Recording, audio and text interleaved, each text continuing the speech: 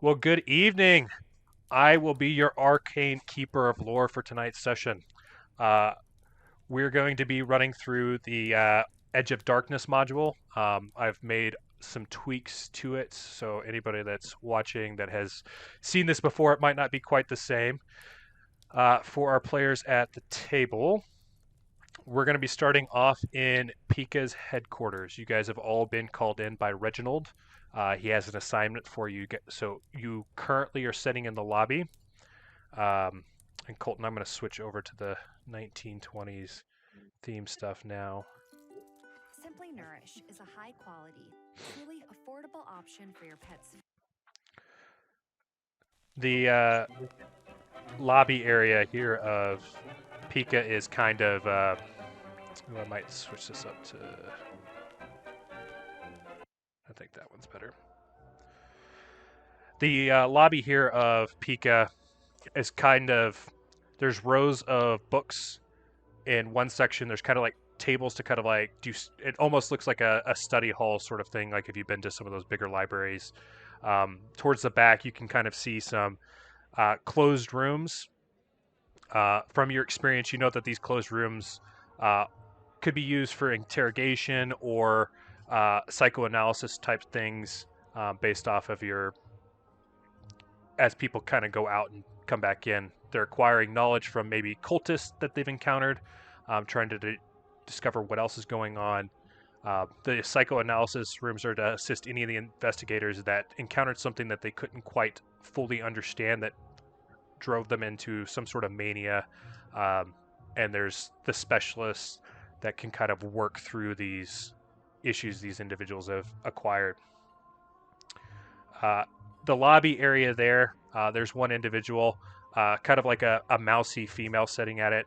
Um, she's kind of just sitting there at the moment, waiting on Reginald to come back out to motion you guys to come back. Reginald's office is just right beside the counter there.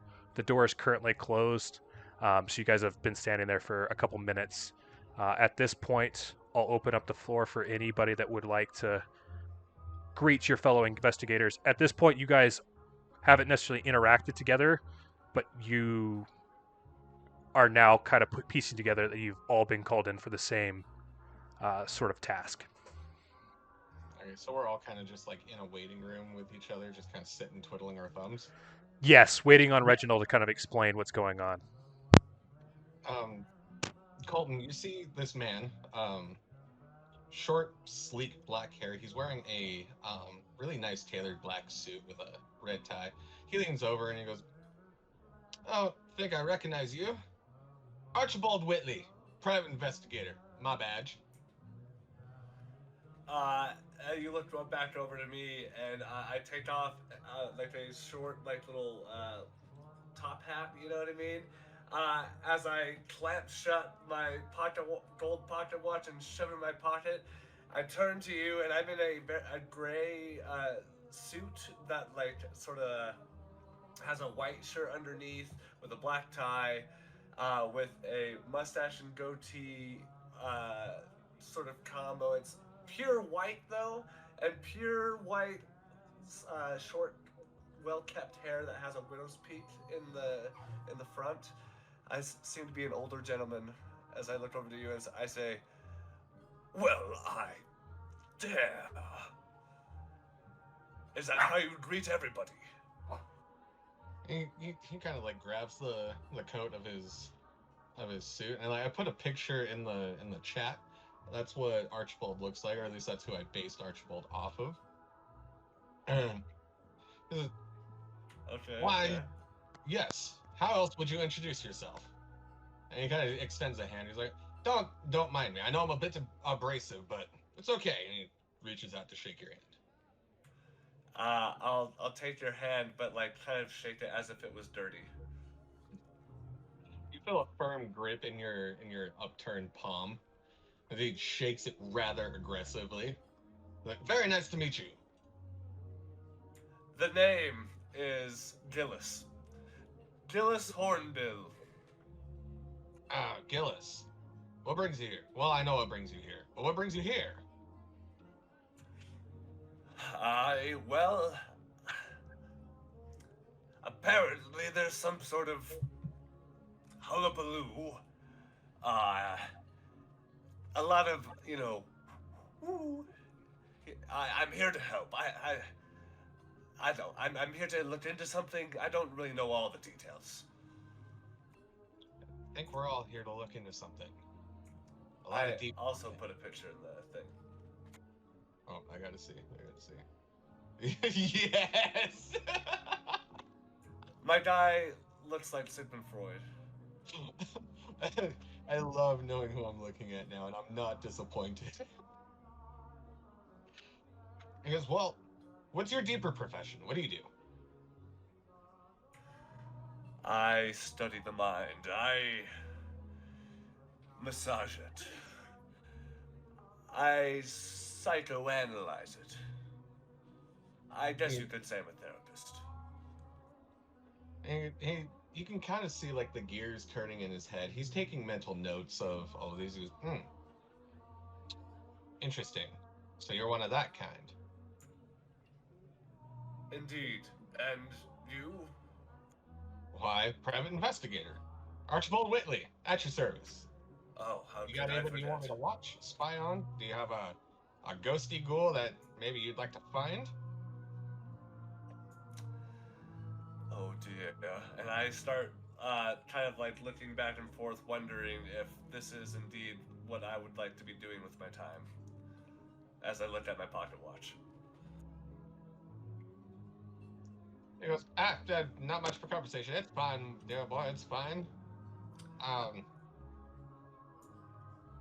ahead. Did anyone else show up for this bid?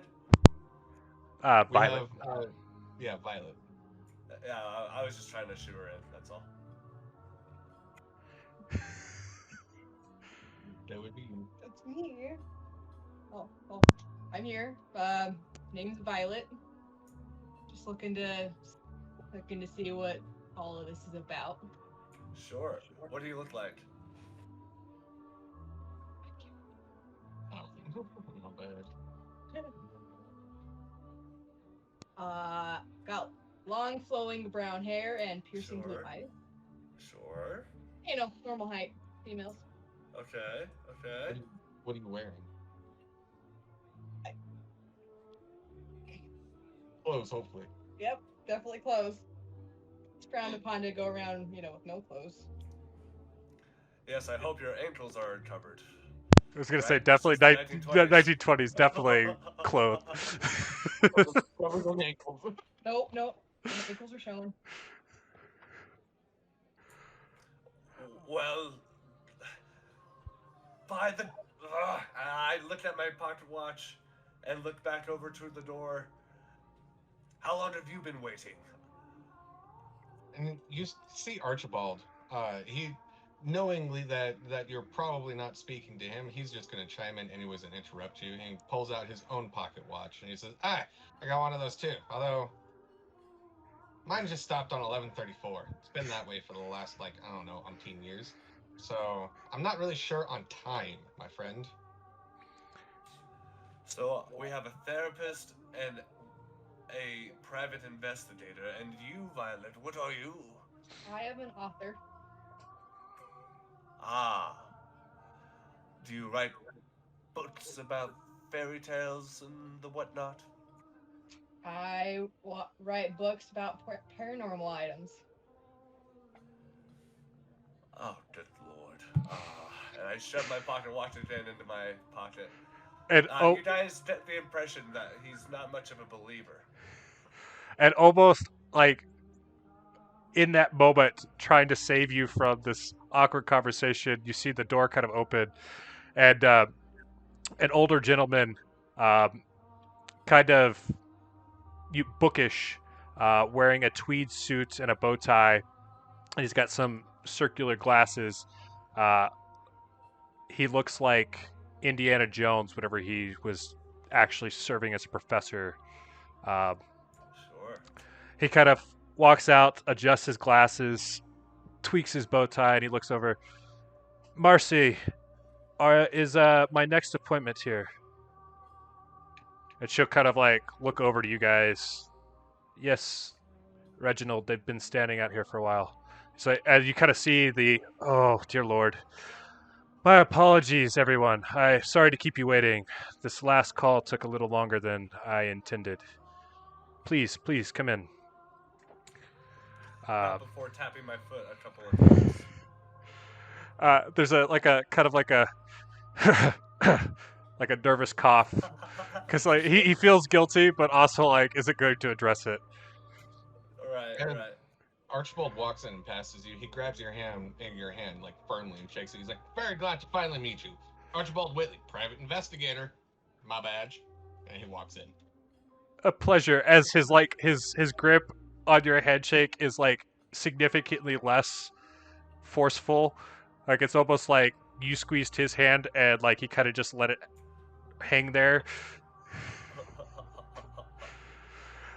Please take a seat. As you kind of walk in, you see there's a large mahogany desk, and then there's 3 or 4 chairs around the desk so that he can have interviews with different task members as he sits down in his kind of like leather chair behind it. I take a seat. As does Archibald. As you guys... Yes. As you guys kind of get comfortable setting it here, I kind of look up at you. I know this is typically a little unorthodox, but one of our longtime proprietors, Rupert Mayweather, he was actually one of the founders of PICA. It appears that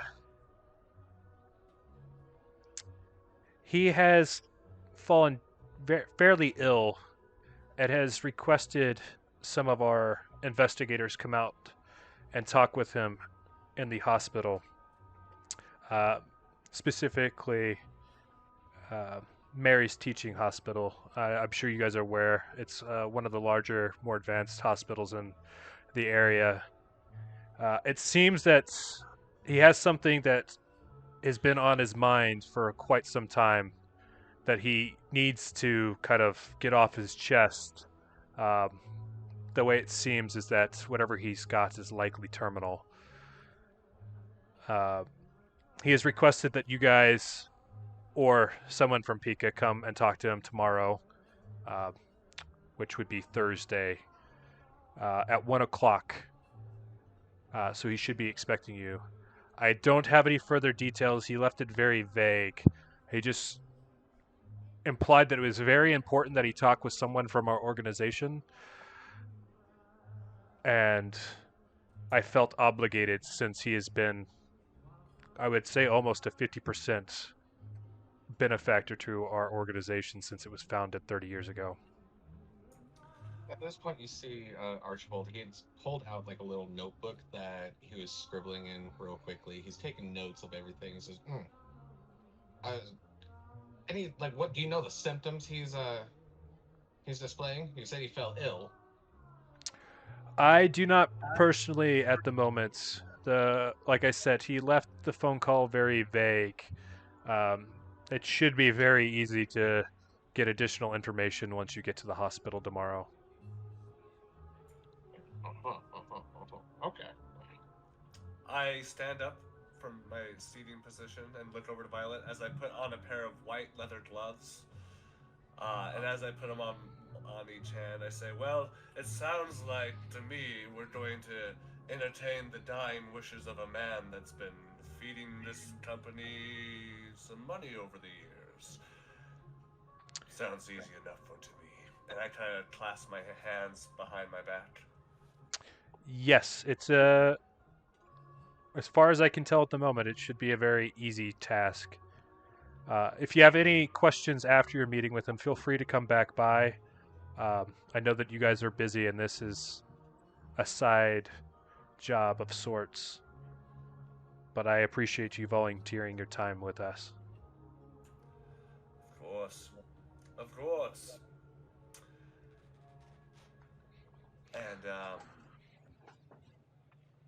where is that, where is that, where is that in relation to us? Is that uptown? Let me pull up a kind of general photo of Arkham.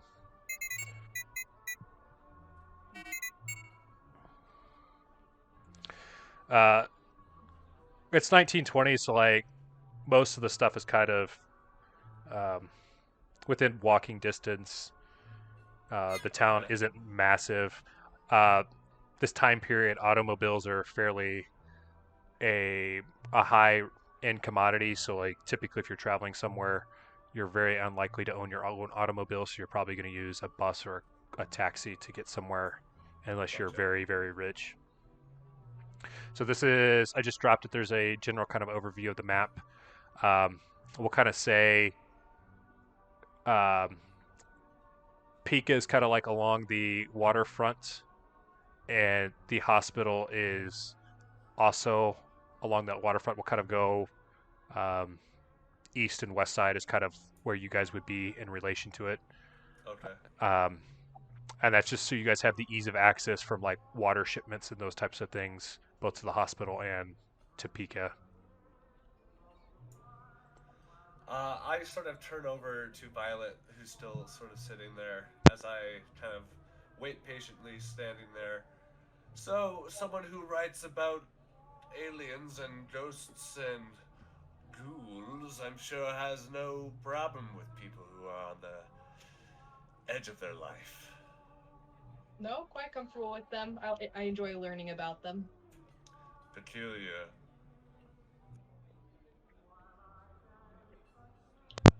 I'm sorry, you said that you were the psychologist? Yes, yes, indeed. Interesting. And you think she's peculiar. Anyways, I have a feeling that you're not into the whole spooky stuff. Well, it's not a matter of being into it. It's knowing what a matter of fact, my dear boy. Uh-huh. So, then what's the fact here? When there's nobody in the house and you can hear a scratching at the door, and then it opens and closes by itself. What causes that? What's your facts there?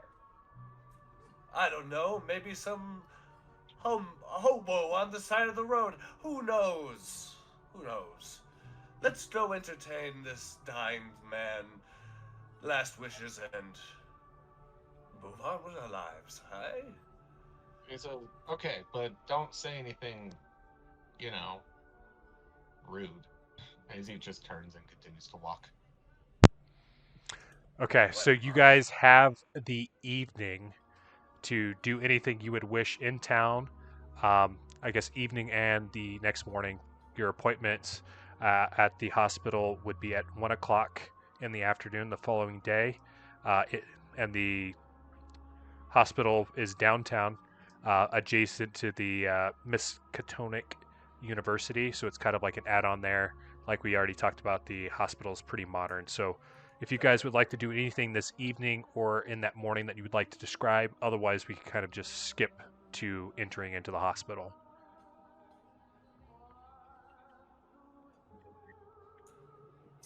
Um, by all means, please. All right. So we've now come up to our appointments. You guys, would you say you arrive early or like right on the dot into the lobby there of the hospital? I'm very Archibald. poignant. Yeah, Archibald is not early. In fact, he's fashionably late. Of course, Clarissa. Yeah, I'm Mr. Poignant over there, and then we have like 15 minutes late guy over here.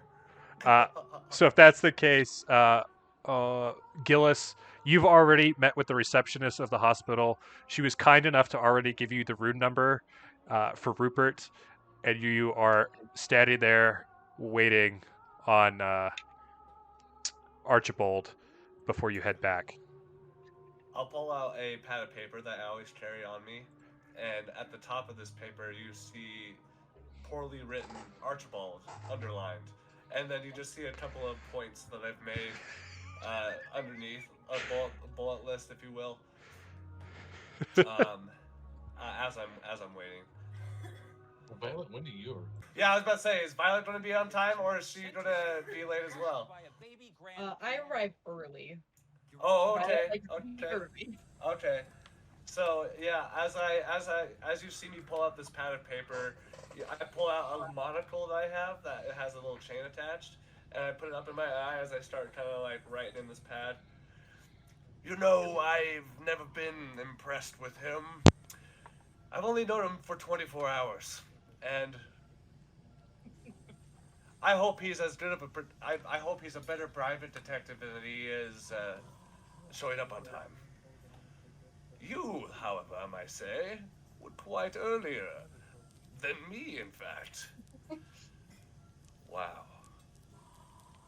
Maybe our new friend should be taking some notes. I would agree. I start tapping my foot. Would it be like around time, maybe 15 minutes later, for Archibald to come in? Yes. As like Archibald strolls through the door, you see him taking just one last swig at a silver flask as he tightens the cap and puts it in his jacket, in the inner jacket pocket. As he approaches, he's like, "Ah, early, I see. Good thing that I could be right on time, don't you say?" Actually, I put away my monocle. Never mind. I think he's he's still hanging in on there. Why don't we go in, huh? Good lad. Let's go. All right. Like I said, Gillis, you already had the room number, so you guys make your way back, and you enter the room there. You can see Rupert laying in the bed. He's currently making small talk with his grieving 62-year-old wife, Agnes, and his sneering, weasel-like son, Bertrand, is kind of standing in the corner. Kind of to add to it, his skin is starting to kind of like a yellowish hue. You can tell based off of the bags under his eye that he's kind of very, very fatigued, and he's kind of got a consistent or persistent cough, kind of like that dry cough where it's every so often, and then he'll kind of continue talking from there. Seeing you guys enter, he'll kind of turn to his family. Agnes, can you and Bertrand give me a moment to talk with the fellows here from PICA? I give them a head nod as if I'm a professional.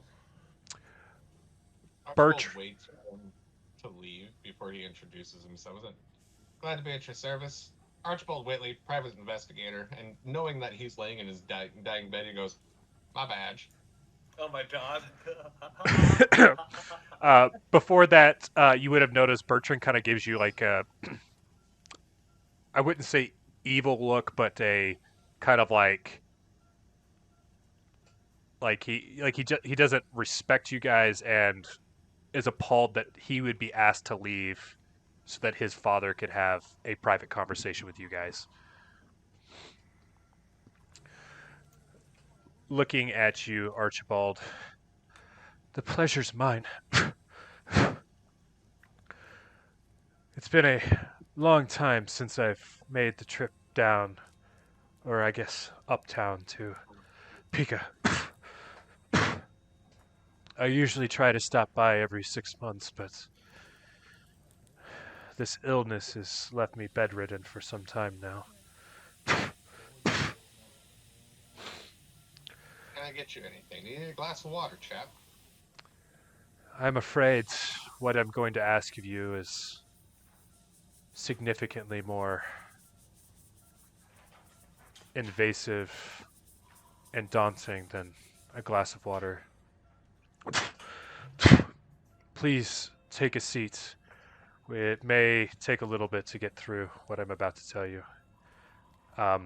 There's a chair kind of like right next to like his nightstand area, and then there's a couple kind of like at the foot of the bed, and then another one on the other side, kind of where the monitors are for him. I'll take a seat next to the monitors. Archibald is going to pull a chair up uncomfortably close to his bed and just lean in real close with his knees on his elbows on his knees and hands in his face in his hands. Yeah, so you don't miss any of the micro expressions. Yes. Or any of the coughing. Right. All right. How about you, Violet? Where do you want to stand? I'm gonna just stand at the back of the room and Okay. in the corner. Okay. Perfect. He'll kind of, you can see that there's some apprehension in him as he's getting ready to disclose this. In my youth, I and some fellow students became involved in what we believed to be an innocent exploration of the occult. Led by a slightly older man named Marion Allen, the 6 of us purchased an old farmhouse a few miles west of Arkham, near the village of Ross's Corner. There we conducted seances and other physical research in privacy. Alas, our work had unforeseen results. Our last experiment summoned an evil force into this world. Instead of attempting to expel the thing, we are afraid and abandoned the old house. We were confident that the magic that brought the evil to this world would also keep it confined in the vacant house or send it back after a short time. However, I have since discovered that the spell that binds the entity to the house lasts only as long as the casters live. I am the last of the group, and I fear that upon my death, the thing will go free and wreak havoc on the folks thereabouts.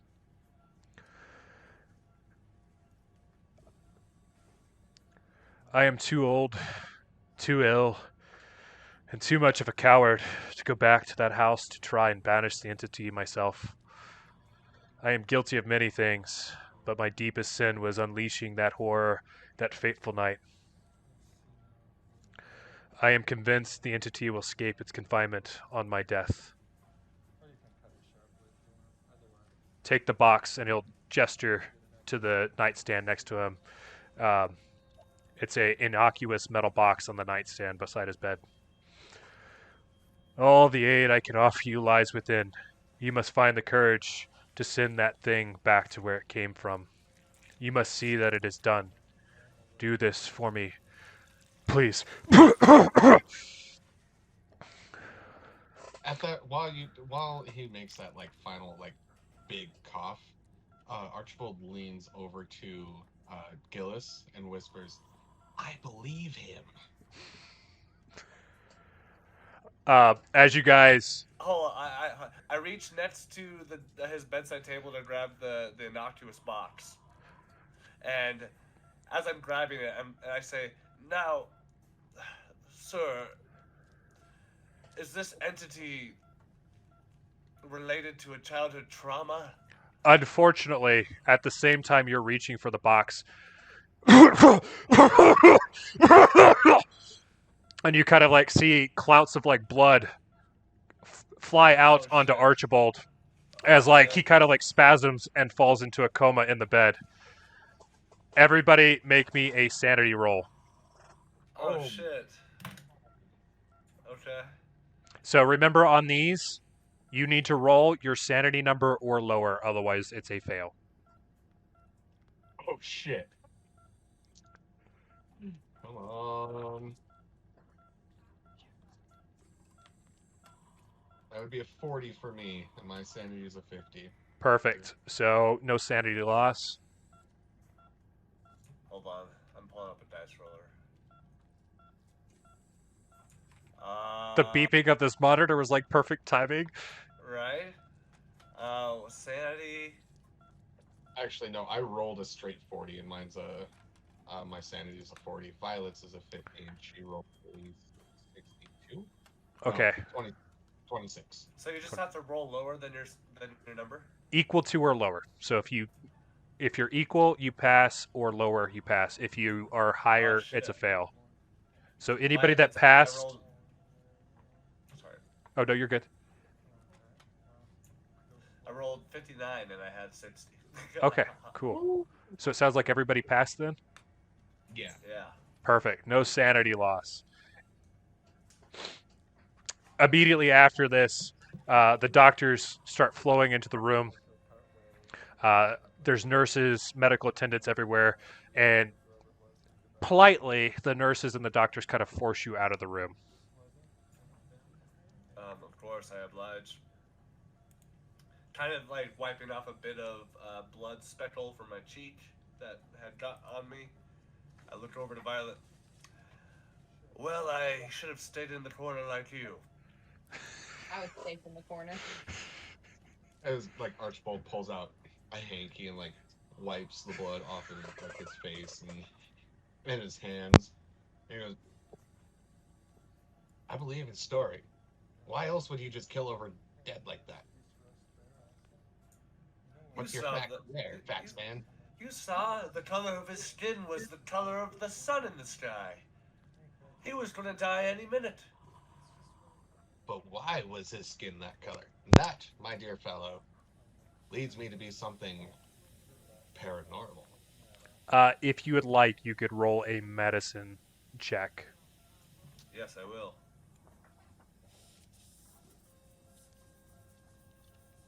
You want that to be for Gillis or me? If you feel like you would have an inkling of what condition he had, okay. I would not. I have a 1 on them. So yeah, you'd have to roll a crit in order to to succeed at that one. I succeed. Okay, go ahead and put a check mark there. Based off of your experience in the medical field, while it seems this hospital hasn't done a great job of identifying, this lines up with some of your findings in what would be cancer, which during the 1920s was typically fatal just because it was hard to detect and the treatment for it was extremely limited. Gotcha. Well, I will say it was scary nonetheless, but we should find this residence he's speaking of. I agree with you. Any idea where we should start? I think probably where he told us it was, at.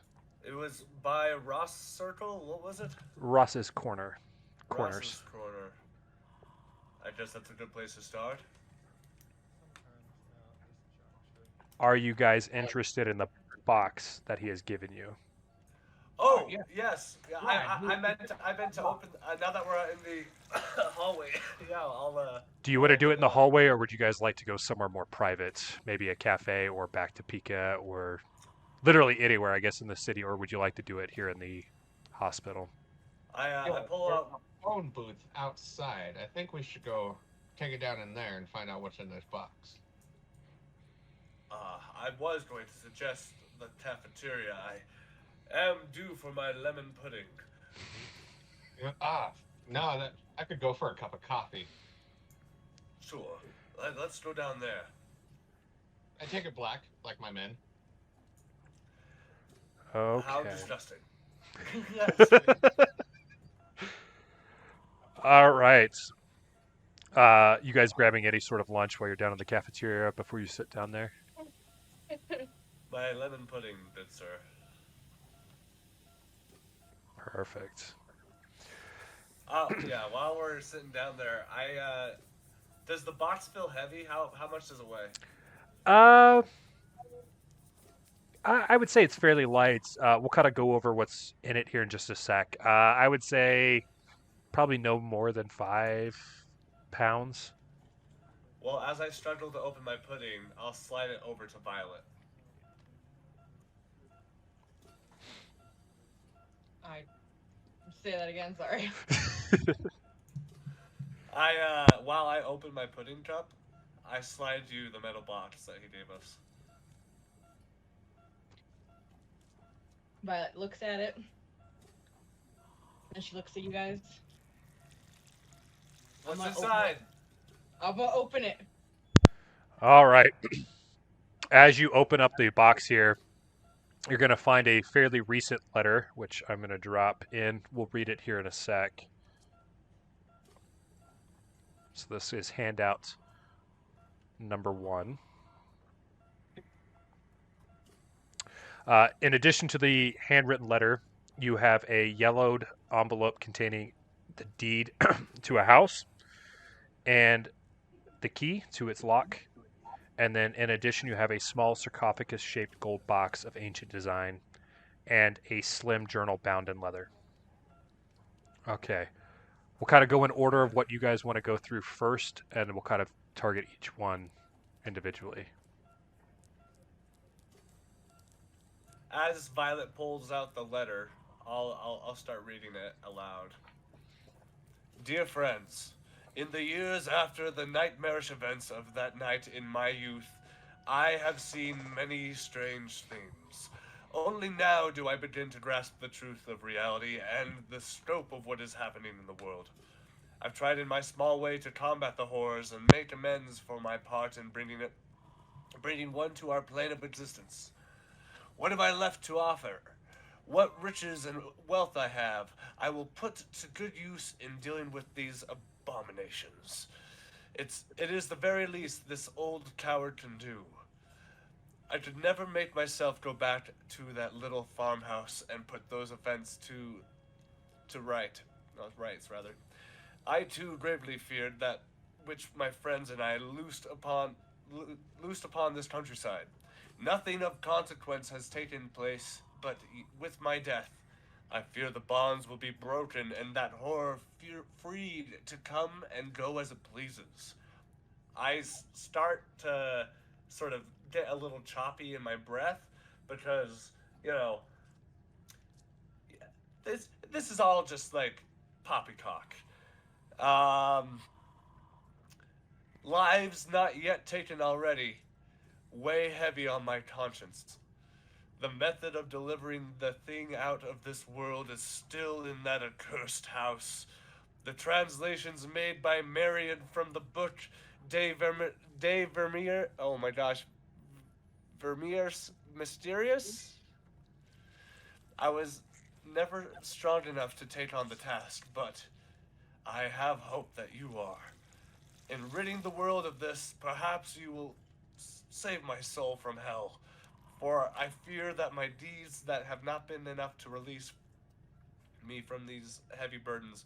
I do not expect your forgiveness for what I asked you. Rupert Merriweather.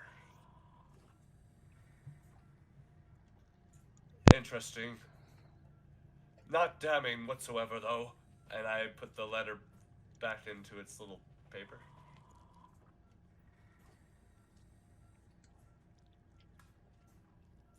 It seems as if all these people are convinced they've really released a creature into the world.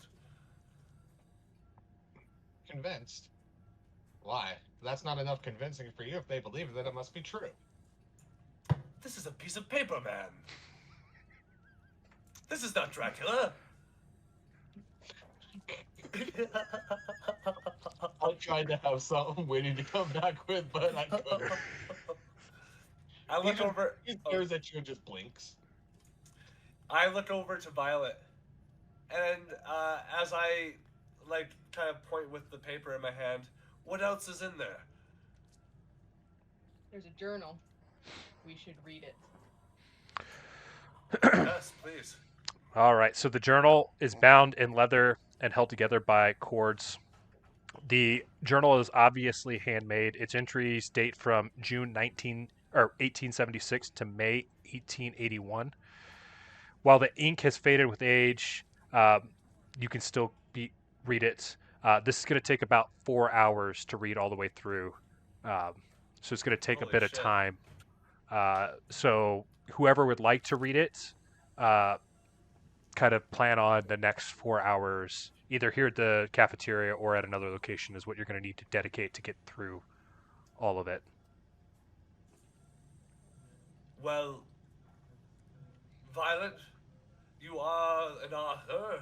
Maybe you'd be up to diving into these pages, so to speak. Yeah, I can go ahead and take a look at them and read through them. What's that? I see something glinting. The object you're pointing at is a sarcophagus-shaped box. Would you, along the outside of it, you see some hieroglyphs decorating the outside. I just did you a polite bow. What was your name again? Archibald? Archibald? Yeah, I give you like a polite bow to signal to you to take the little trinket. Of course. Someone like, I wouldn't imagine that somebody like you would have the taste for an artifact like this. And as he pulls it out, kind of shakes it a little bit. There is nothing discernible as you're shaking it. If you'd like, any of you could make a history or archaeology roll to kind of determine what type of hieroglyphs are on the outside of it. I'll make a history check. Ooh, that would be bad. Oh, I did not succeed. Do you want to make a history check? I will make a history check. Roll. I had a 25% chance to. 57. Hers is a... Damn it. 55. Oh, shit. Close. Hold on. Let's let Archibald roll. His history is a 5. Straight 30. You guys are allowed to push rolls if you'd like, where you can make another attempt. Typically, in this instance, pushing a roll would just mean it would take you longer to kind of like do the mental capacity to kind of depict of it. You don't need to. We'll kind of go over what resources you have at your hands once we get through the initial part of the box here. Okay. Violet's gonna reroll. Oh, 51. Is there a negative consequence to push it? Oh. It depends on the situation. It sounds like Violet passed with that, right? Yeah, she did pass. She rolled a 51, and hers is a 55. Oh, yeah. You just see Gilus just sitting there, combing his goatee, just like pondering what this could even be. Archibald is still shaking it. Violet, while you can't read it unless you're proficient with Egyptian, which I think is highly unlikely, you could tell that it is Egyptian in nature, specifically the Middle Kingdom. You are unable to read it though, but now you've kind of narrowed down if you would like to get it deciphered, what you would need to get. Oh, fuck yeah, Violet. And you can also put the check mark next to history as a successful roll. For your question on pushing rolls, for the most part, there isn't any major issues with pushing rolls. It's going to be with, say you're trying to do a strength to like lift a boulder or like a door opening, and you push the roll, it might be the noise that comes from trying to lift the door now might make whoever was behind the door aware of your presence, sort of thing. Right, gotcha. So it's very circumstantial on what will happen with a push rolled. Is there anything that you guys else you'd like to do with the sarcophagus? It appears that it can come apart and be opened if you would wish. Yeah, as Archibald's shaking it, the lid just kind of like gets looser and looser and flops open. On the inside, you can see some additional sort of writing, but it is noticeably different than the writing on the outside. If you'd like to be able to kind of discern what this is, that would require an occult roll. You do have I have a 25 on occult. I have 45. You have a 45 on occult. I have a 5% chance. I mean, I won't even try. You can try it. Okay, Violet's rolling. 9. Oh, nice. Whoa! Uh, Violet, you're coming in clutch, dude. yeah, I think that was an extreme success, wasn't it? Yeah, that is. All right. Oh, is that like a crit, basically? Uh, the only thing that's considered a crit in this is a 1, but this would be considered like the epitome of like human capability. So this is like Jimmy Neutron brain blast, like Brain blast. Okay. Got a uh, Velma moment. yeah. So Violet, what you recognize is while you can't, once again, you can't read this, but you can see that this is carvings that are typically attributed with the occultists off the Pacific continent of Mu, and that's Mu. DM, does the writing on the inside of the sarcophagus look older? I mean, as old as as like the Egyptian hieroglyphics on the outside, or does it look like at a later time this was inscribed? Uh, it's hard to tell, based off of your kind of like anthropology background, you would kind of tell that there's. It seems that this was hand carved after the fact. Okay.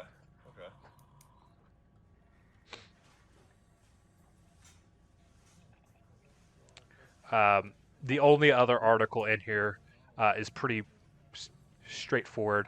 As you open up the yellowed envelope, you'll see a deed to a farm property off of Boone Road, which is near Ross's Corners, which, as Rupert explained to you, that is west of Arkham.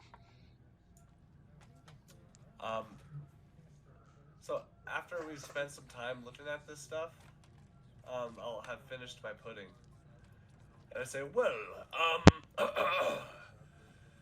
I think we have a couple things to look into before we go into this house. I think we should get these Egyptian hieroglyphics or whatever translated, and then maybe look into like this occultist stuff, like the land of Mu or whatever. What? I've never heard of that. And then maybe, so this is what I'm thinking. One of us could like, I mean, if you're down for it, you can go through the journal, and then maybe private detective here can go find out some information on this sarcophagus, and then I can go find the property so we know where to go. Well, I don't know. What do you guys think? First of all, it's like, yeah, I can hunt around town. I seem to be pretty good at that. I say it's kind of my job here. You see? Yes. Violet, you gonna go read this book? Yep, I'm gonna find a nice quiet corner and start reading it. Yes, let's hope you can avoid any more mishaps. All right, and what were you doing, Gillis? I'm gonna just go find the property. I'm not gonna like go inside or anything. I'm gonna make sure there's people walking around still. You know what I mean? So for context, the property is a few hour drive from Arkham, Okay, then you know what? I will make. and I would recommend you all go to the property together. Yes. Okay. I thought this was just like downtown. So I'll in fact just like. How much time is left in the day? I think going through the initial thing here, we'll say getting down to the cafeteria, and going through the initial kind of box stuff here would just be let's say about an hour. Okay. So it'd be about 2:00 in the afternoon. All right. I will arrange travel for around 6 to have me and my compatriots be driven off to the property there at Ross's Corner. Would you want to wait until after you get details from the journal before making that decision? Oh, sure. Yeah. I'm not saying that that's not a good plan. I just details that you will get from the journal might change that decision. I mean, if we don't end up going, that's fine. That's just what I'll be doing. Okay. Why don't we go with Clarissa next, or Archibald next? Specifically, what were you looking into? Were you looking at the Egyptian hieroglyphics, or were you researching something else? No, yeah, it was specifically the Egyptian hieroglyphics. He's gonna try to like kind of hunt around town to see if he can find somebody that can translate these.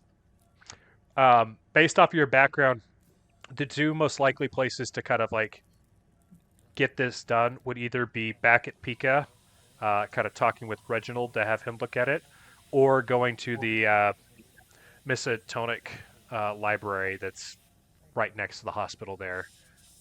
They're the most likely to have any sort of knowledge on pretty much anything. PICA is going to be a little bit more occult orientated, but the library is larger than anything PICA has. Being a man of great literature skills, he's gonna take the easy road and take it back to Rachel.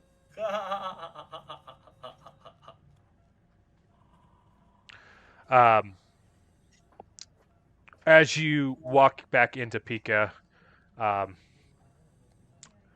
Reginald's door is cracked. Kind of like I'm available, but also kind of focused. Right. He just kind of like peeks his head in through the door and he's like, Reginald, are you busy? You see him kind of adjust his glasses as he takes the leather bookmark into his book and closes it. What is it, Archibald? What was our good friend Rupert in need of? Well, he's in a coma. You see his eyes kind of like wide-eyed immediately. At least last I saw him. The doctors ran in, they pushed us out. I assume that they're going to take good care of the fellow. But he did hand us a box, told us a great story, something about some evil. We have to go find a farmhouse. The box had like a book. Violet's reading it right now. I would have read it myself, you see, but I figured it would be more important for me to come back here so I can show you this as he presents the box. He says, can you read these? I could translate them myself, but my Egyptian's a little bit rusty. As he takes the sarcophagus, he looks, this is indeed interesting. And Egyptian will take me some time. It is not a language I am familiar with. Let me roll a d4 real quick. Yeah, it's not a language I'm familiar with, and it's been a while since I've seen the Mummy movies. Exactly.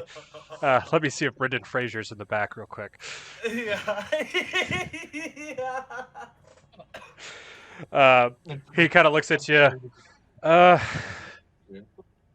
If you come back tomorrow afternoon, I think I should have it translated.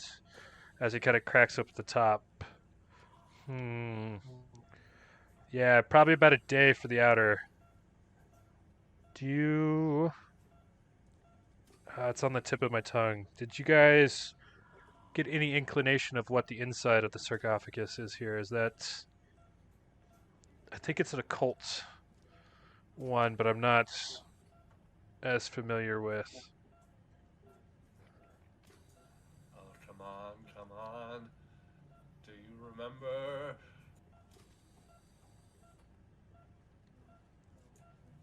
Fuck, I don't remember what it was. Cut inside Archibald's mind. It's just a monkey with symbols. Da da da da da da da. Just. Yeah, or to kind of like give you it's the if you've seen the first Pokemon movie, the Mew on the windmill, Mew. It was Mew for the language for that one. Have you seen that? Yes, I know exactly what you're talking about. Oh yes, Mew. This one I'm not going to be able to translate on my own. I'll need to contact some of our additional sites to get our specialists. It'll probably take a couple weeks for that one. Well, that's quite some time. We're supposed to go out to this farmhouse, you see? Something about cultists, maybe, raising a thing. Gillis is looking into that, I believe. He would Uh, know. you'll see Reginald write down the number to PICA. Give us a call once you get out that way, and I will telephone you back as soon as I have additional information on the Mu hieroglyphics. Like I said, come back tomorrow afternoon. I should have the Egyptian done, and I think that will be a good start for you. He takes the phone number. He asks Reginald, so we should go out there? Go in there? Without knowing what we're going at? Well, I Okay, didn't say Bob. leave immediately. It sounds like you had a journal to get through as well. If Oh. Rupert gave you a box and told you that it was everything you needed, I would definitely go research everything about what you had in the contents of that box before proceeding. Right. We should get through that journal. Or Violet should get through that journal. She should be done with it. I'll go check the pocket. Perfect. So we'll kind of pan back over to you, Violet. The journal here details the Dark Brotherhood's activities, and that's the name that Rupert and his fellows called themselves. Cue page turner montage. Yes. As you read through it, there's quite a bit of darkness in there. You're going to automatically get a skill check for occult, so you can check the box next to occult. Oh, okay. You also get to put 1% into Cthulhu Mythos Oh. at the cost of 1d2 sanity. So roll me a d4 and divide it in half or flip a coin. And we'll go heads is 1, tails is 2 sanity points. Perfect. So you'll take 1 sanity point damage from reading through this. And Yeah, it's like making her sweat, like going through all this. and I'm going to drop in our next set of handouts. Ooh, handouts. I'm digging the handouts part. Yes. This one is a 4-parter. It's several journal entries. If you don't feel like reading them, I will read them for the group. By all means. It's a little bit of wall of text there. All right.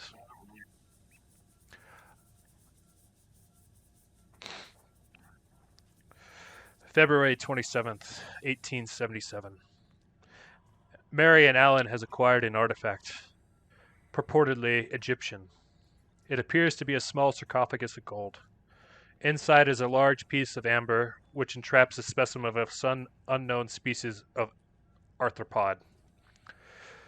Allen is very excited, as the box corresponds to a description he found in an ordinary reference volume in the university's Orne Library. Allen says that in another book, De Vermis Mysterious, is an explanation of the powers of the box. The text says the small animal trapped in the amber is actually the host to a bound jinn, a guide to the spirit world. Sure. Allen says the tome mentions that originally there were 4 such pieces of amber contained in the box. There is no mention what happened to the other 3. We are agreed, and a date has been set to conduct the ceremony intended to summon the jinn, which Allen assures us will be friendly. We have chosen the night of Saturday, 18th March, the night before the new moon.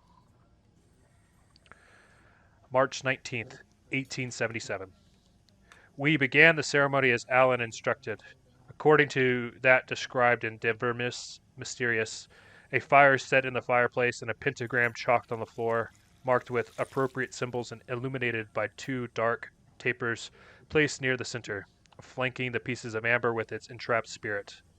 The others sit in a circle while I, the designated watcher, who guards for malevolent spirits, sit in the corner of the room. At least I get the comfort of a chair, while the others can look forward to sitting on the floor for hours. Alan throws a handful of powder in the fire, producing an evil-smelling smoke and dampening the flames, which now burn a sputtering green and brown. Those seated on the floor begin the Latin chant Alan has transcribed from his book. Oh boy. After nearly 2 hours, I see a trail of smoke circling up from the piece of amber. Its surface seems to be bubbling and melting. Can this be? Have we finally achieved success? I can see a form. Real quick, is this all written in the point of view of Homeboy, who Davis? Uh, yes. So Okay. Rupert, or not Rupert. Rupert, yes. Yeah, Rupert was kind of like the what's the word I'm looking for? The archivist of the Okay. Brotherhood. Gotcha. So these are all his notes from the proceedings that occurred. Okay. March 20th, 1877.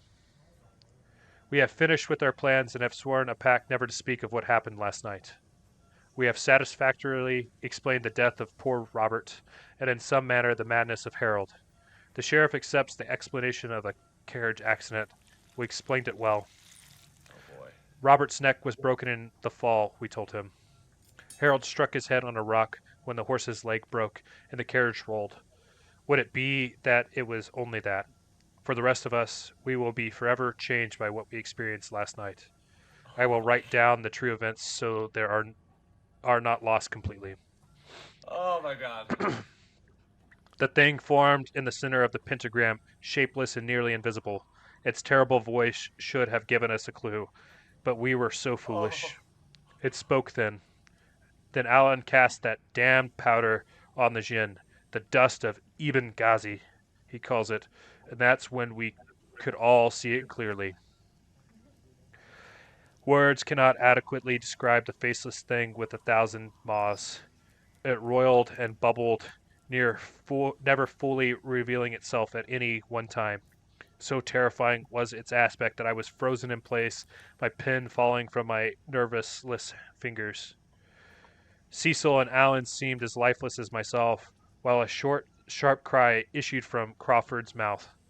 Robert, however, rose to his feet, and before anyone could stop him, stepped forward as though to embrace our horrible guest. With its arms, or those appendages that seemed most like arms, it took hold of poor Robert and twisted his head around as though it was a doll. Oh. The lifeless corpse was then thrown back in Harold's lap, and that's when he began that damnable shrieking. The shrieking that hasn't stopped since, even after we handed him over to the sheriff's men. We still have a chance, apparently. Alan now believes that if we had kept our wits, we could have reversed the summoning and forced the creature back to wherever it came from. But Crawford panicked and, mistakenly believing that it would dispel the creature, reached forward and destroyed part of the pentagram, breaking the seal and ending its effectiveness. Released from that binding symbol, the thing, with a screech that could only have been unholy satisfaction, was ejected from the house, disappearing out the windows as a roaring, screaming wind of boiling colors. Damn. Okay.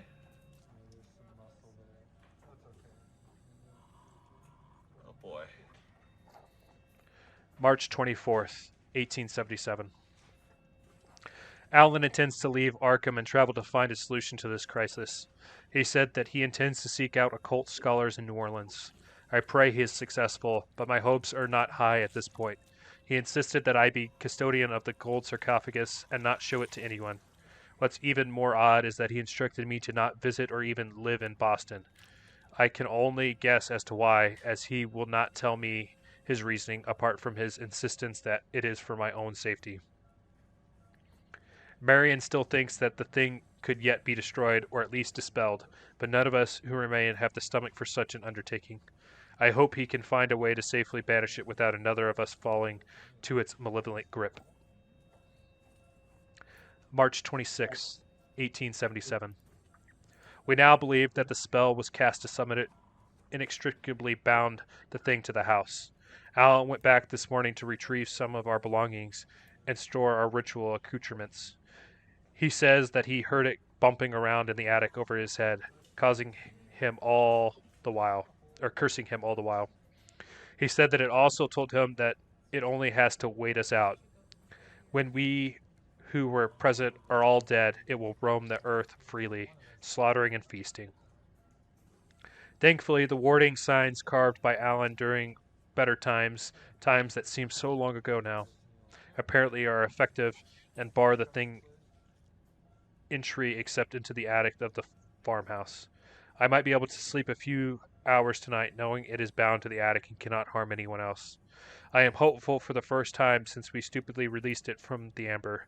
If it told him the truth, then we have time to seek the answer. God be with you in your search, my friend. Oh boy. Wow. October 14th, 1877.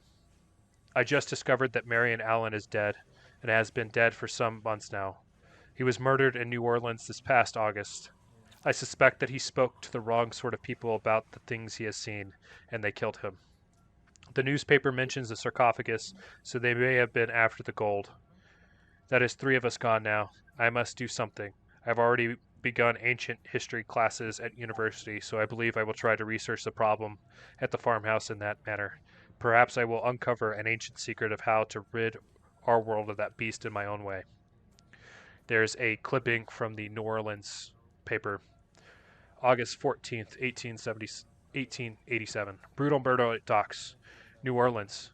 The body of Mr. Marion Allen, late of Arkham, Massachusetts, was discovered early this morning near the Gulf of Panama docks.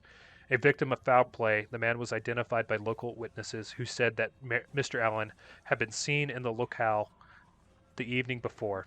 Although robbery was the apparent motive, police report that the victim had gruesome marks carved into his forehead and his tongue had been cut out. Mr. Allen had reportedly gone to the police earlier this week claiming that he was being followed and that he feared for his life. He said his shadowy pursuers were after an Egyptian artifact which he no longer possessed. Oh shit. In the bottom right-hand corner, there's a list of names and dates. The only one without a date was Rupert Merriweather. Who's dying right now? If you were to kind of like put 2 and 2 together, because if you look at the date for Marion Allen, it lines up with his death. So it looks like it's the death of each member of the Brotherhood. Right. Yeah. So we cut back to. So we could say that either it sounded like Archibald was going to go meet with Violet. I assume you might be heading that way as well, Gillis. Yeah. Yes. And I will leave the floor to you guys. I'll come into the scene last, so you can go in first. Archibald comes in, finds where Violet's sitting, and just kind of like approaches and says, "I left the sarcophagus with Reginald. He said he can translate it, but it's going to take him a few days. Did you find anything interesting on this book?" There's quite a bit of interesting stuff. It seems to explain what Rupert was talking about. Seems very true. It has it completely detailed in the journal. Oh, I can't wait till Gillis gets here. He's going to love this. I want to see what Mr. Fax has to say about all of this. Mr. Who? As I walked into the room, He goes, closing my little pocket watch. Gillis, come over here and take a look at this book. See what Violet found. Oh, I hope something useful. Anything worthy of note? Well, it does detail everything that Rupert had said actually happened, and it seems very true to me how detailed it all was. I'll just kind of thumb through it quickly, just going through some of the journal entries that she talked about. Archibald's going to read over your shoulder very uncomfortably. Do you mind? Oh, he says, no, not at all. And he licks his finger and leans forward and turns the page. That's not quite what I meant. Uh, okay. So, they released some sort of gin with 1,000 maws that was barely visible to the human eye. Yeah, that's what it looks like. And you guys are. Here. We're here. Okay. Yeah, we're Well, sitting right in front of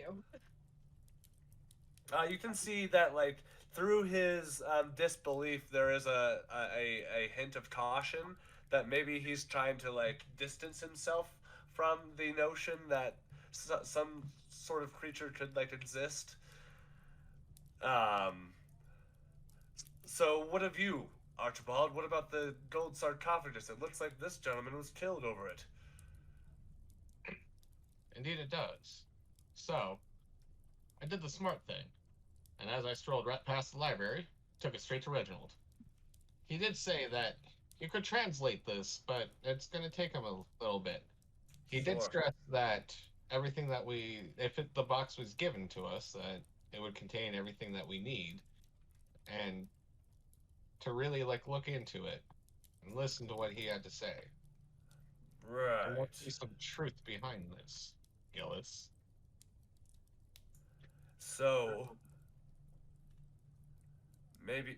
Wait, hold on a second. It doesn't say anywhere in the journal entries that Rupert obtained possession of the gold sarcophagus, did it? Because how did he get his hands back on it if it was taken by these shadowy figures? Or was that not the case? The sarcophagus contained an amber. Think of like Jurassic Park, like Oh, the and that's what was missing. yeah. So the amber that was Oh, inside it is no shit. longer there. That's in fucking South America now. Central America. Oh no, that was consumed. So the gin, whenever it appeared, the Oh, I amber see. disappeared. I see. It's concerning Well, because originally there was 4 in there. yeah. Okay then. To be honest, I don't know if we'll be able to get anywhere until we hear about those hieroglyphics, because I'm not going in that house until I know, no amber genie is gonna be taking my life. Oh, so you're starting to believe now. I wouldn't say it so confidently. Why don't what you're afraid of?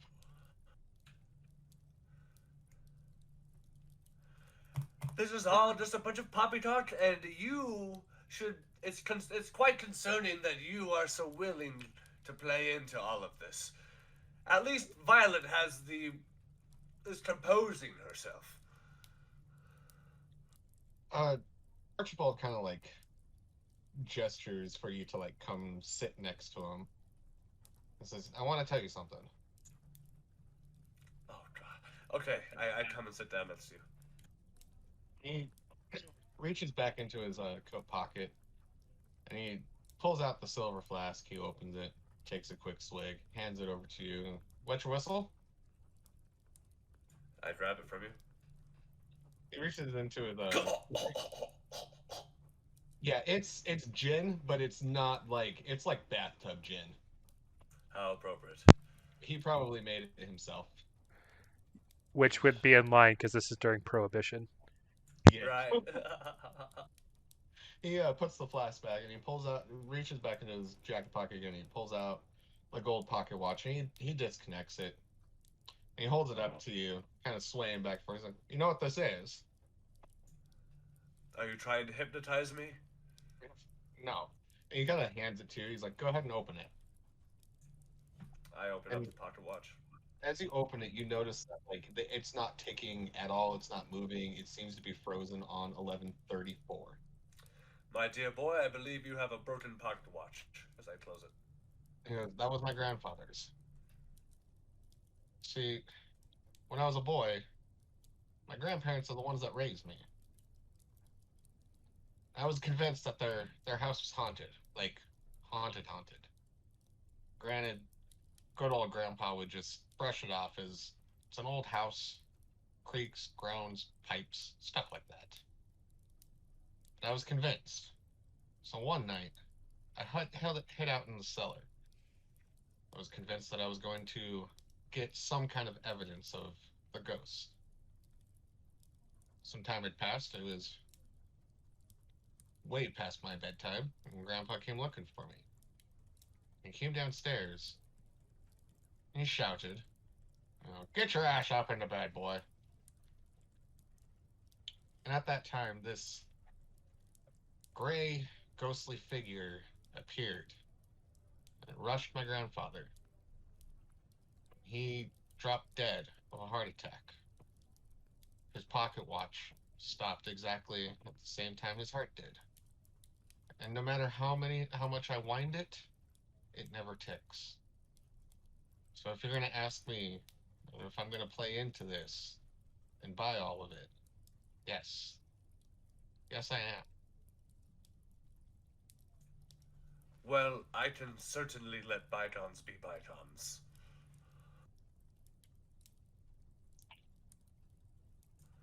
One I day you'll see something that you can't explain with facts of science. And I hope I'm there on that day. I stand up sort of nervously and adjust my waistband of my pants. How about this? How about we just meet back up at PICA tomorrow afternoon, and we'll go from there. I can agree to that. Violet, what do you say? Sounds good to me. I'm gonna keep reading in this corner though. I would be careful. That book gives me the heebie-jeebies. And I'll exit stage left. As Gillis exits, he's like, Archibald mutters on his breath, how do you explain heebie-jeebies with facts? All right. Is there anything you guys would like to do during the evening? So we're looking at it's about 6 p.m. currently. Uh, give it about 1 or 2 p.m. in the afternoon for Reginald to have the Egyptian translated. For me, I'll just say I'll finish off my evening by working with uh, 2 or 3 clients at my practice. But I'll say that like overall, I'm not very present during the sessions because of like the potential spoopies that are on the horizon. Though my steadfast confidence in non-believing is keeping that heebie-jeebie stuff at bay. But because of this, I'm not able to like necessarily be a very like not punctual present therapist, and then I'll just end the night by getting a little too drunk to calm the nerves. If you would like, go ahead and make a psychology or psychoanalysis roll based off of what All you right. were doing for that kind of practicing your profession there. Oh boy, you know what?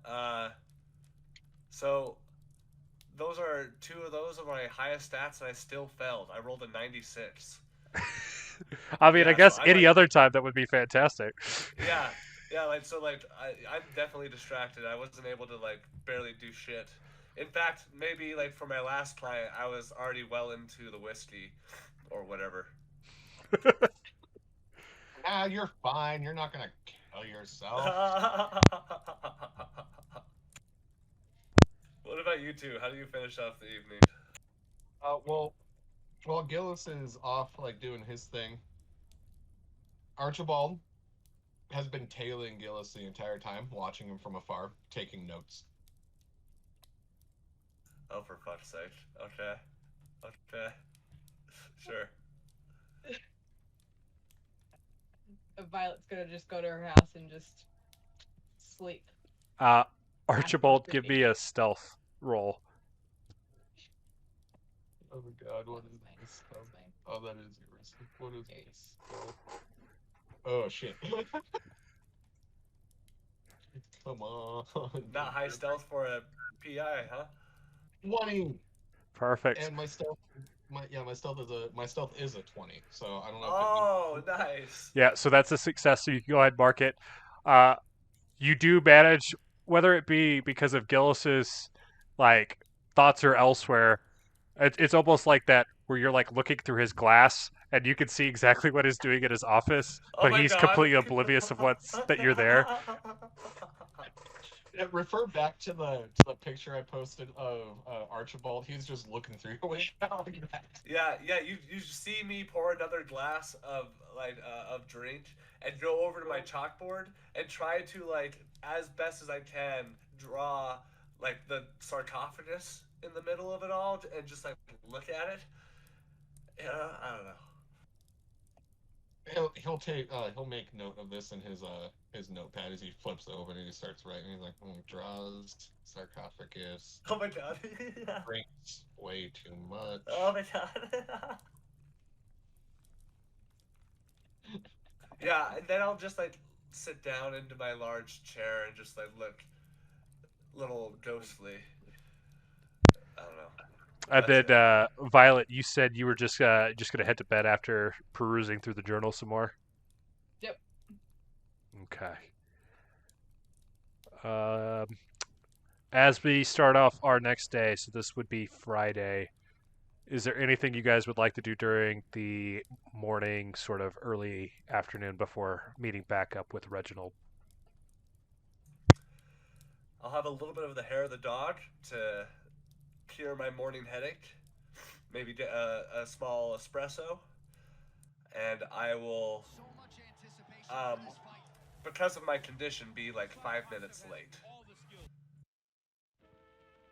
And I just pray to God the whole time that Archibald didn't show up on time this one time, just so he can't say that he got there first.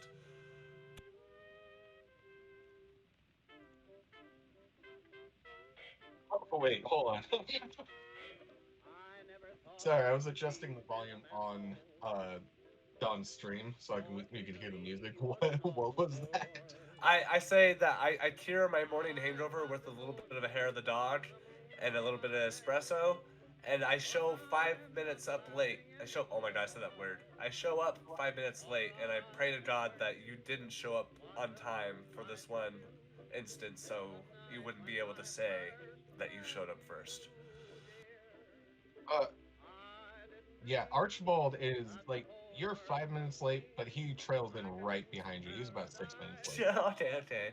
Yeah, you can see that eventually I do notice you over my shoulder, and I pick up my step to further the distance.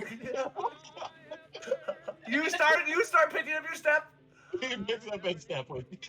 Okay, well, I start power walking down the hallway, and almost nearly spilling my coffee or whatever the fuck. My pocket watch flies out of my pocket, and I imagine Violet just sees these just two older gentlemen kind of speed walking, racing themselves down the hallway, and she just waits for the both of us. I see Violet arrived 10 minutes early and was just sitting there. Oh waiting. shit! She's looking down the hall and just sees you two, just power walking. And puts her hand over her face. Miss Violet, trust me, this isn't what it looks like. I'm just not feeling well, you see. I was just trying to catch up to Gilus. I don't know why you're walking so fast. I had to sneeze. Didn't want to shed a gems. Huh? Achoo!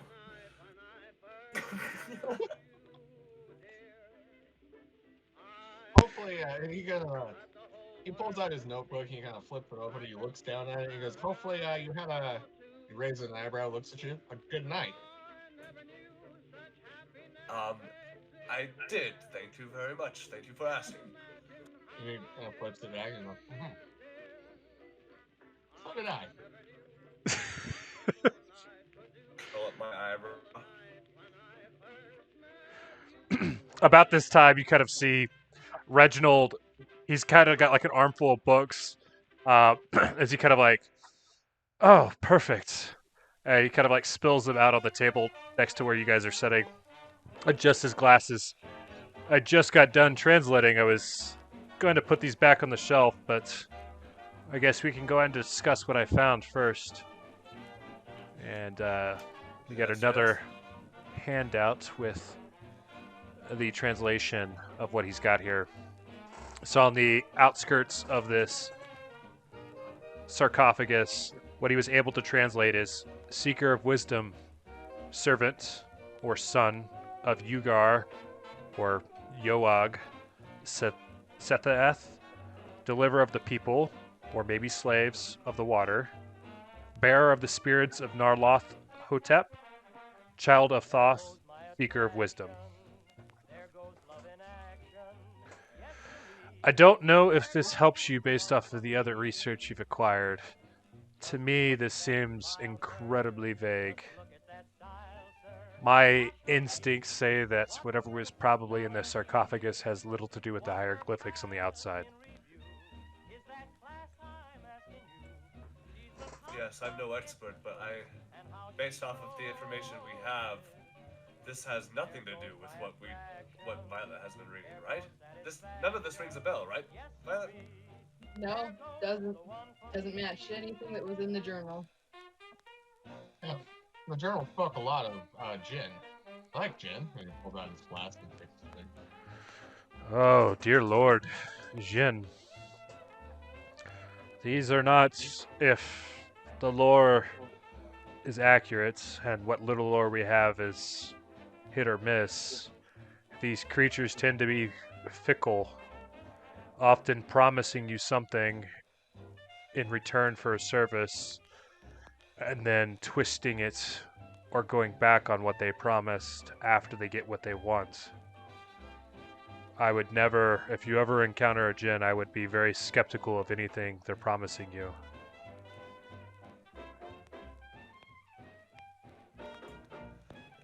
Don't worry. I have enough skepticism for this whole troop. You have enough skepticism for the world. But what I'm getting is that the Indian give it. Well, I don't think they actually give anything is the problem. Right. So don't ask for gold. Don't ask for 1,000 wishes. Got it. and I don't think you can wish anyone back from the dead. Yeah, that doesn't sound like a fun idea. You see him kind of just blink a couple extra times like, I'm glad to know that we're taking this serious. What about the inside of the sarcophagus? Violet mentioned that something of the occult, the land of Mu? Anything on that? Unfortunately, we have no texts on deciphering Mu. Our one expert I have to reach out to by telegram, so it will probably be a couple weeks before I have anything on the inside of the sarcophagus. Blast. A couple weeks. There could be a thing running around this farmhouse crawling to get out. Based off of what you said, my inclination is that whoever Rupert was working with has done majority of the work in regards to this. So while I think it is important what is on the inside of the sarcophagus, it may not impede your ability to handle what is out at the house. Was there any other notes from this journal that I could help you look into? I mean, the only thing really worth of note is it seems that every gentleman that was involved with the summoning of this djinn is now dead or currently dying. And from what we know, that means that thing's going to be able to escape, but like outside of that, I'm afraid that we might have to go check out this farmhouse. Did they mention any text, perchance? What did they use to research? Oh, hold on. I start thumbing through the journal. So the two references you would find are an ordinary reference volume was referenced, and then specifically Divermis Mysterious. Yes, that's Right. a name that popped up a couple times. Unfortunately, I know for a fact we do not carry the Divermis Mysterious. You might be able to check with the local library on that one. Although it is very, from what I've heard, very rare, and a lot of libraries have started restricting access to it. As for the other references, you can peruse through here. You might find some additional things on view as well. I will reach out to my colleague again in relation to the subject of Mew. If you guys would Okay. like, make some library use rolls, and we'll see if you guys are Yes. able to track down the ordinary reference volume or anything on Mew. Hey guys, this is one of the things I'm good at.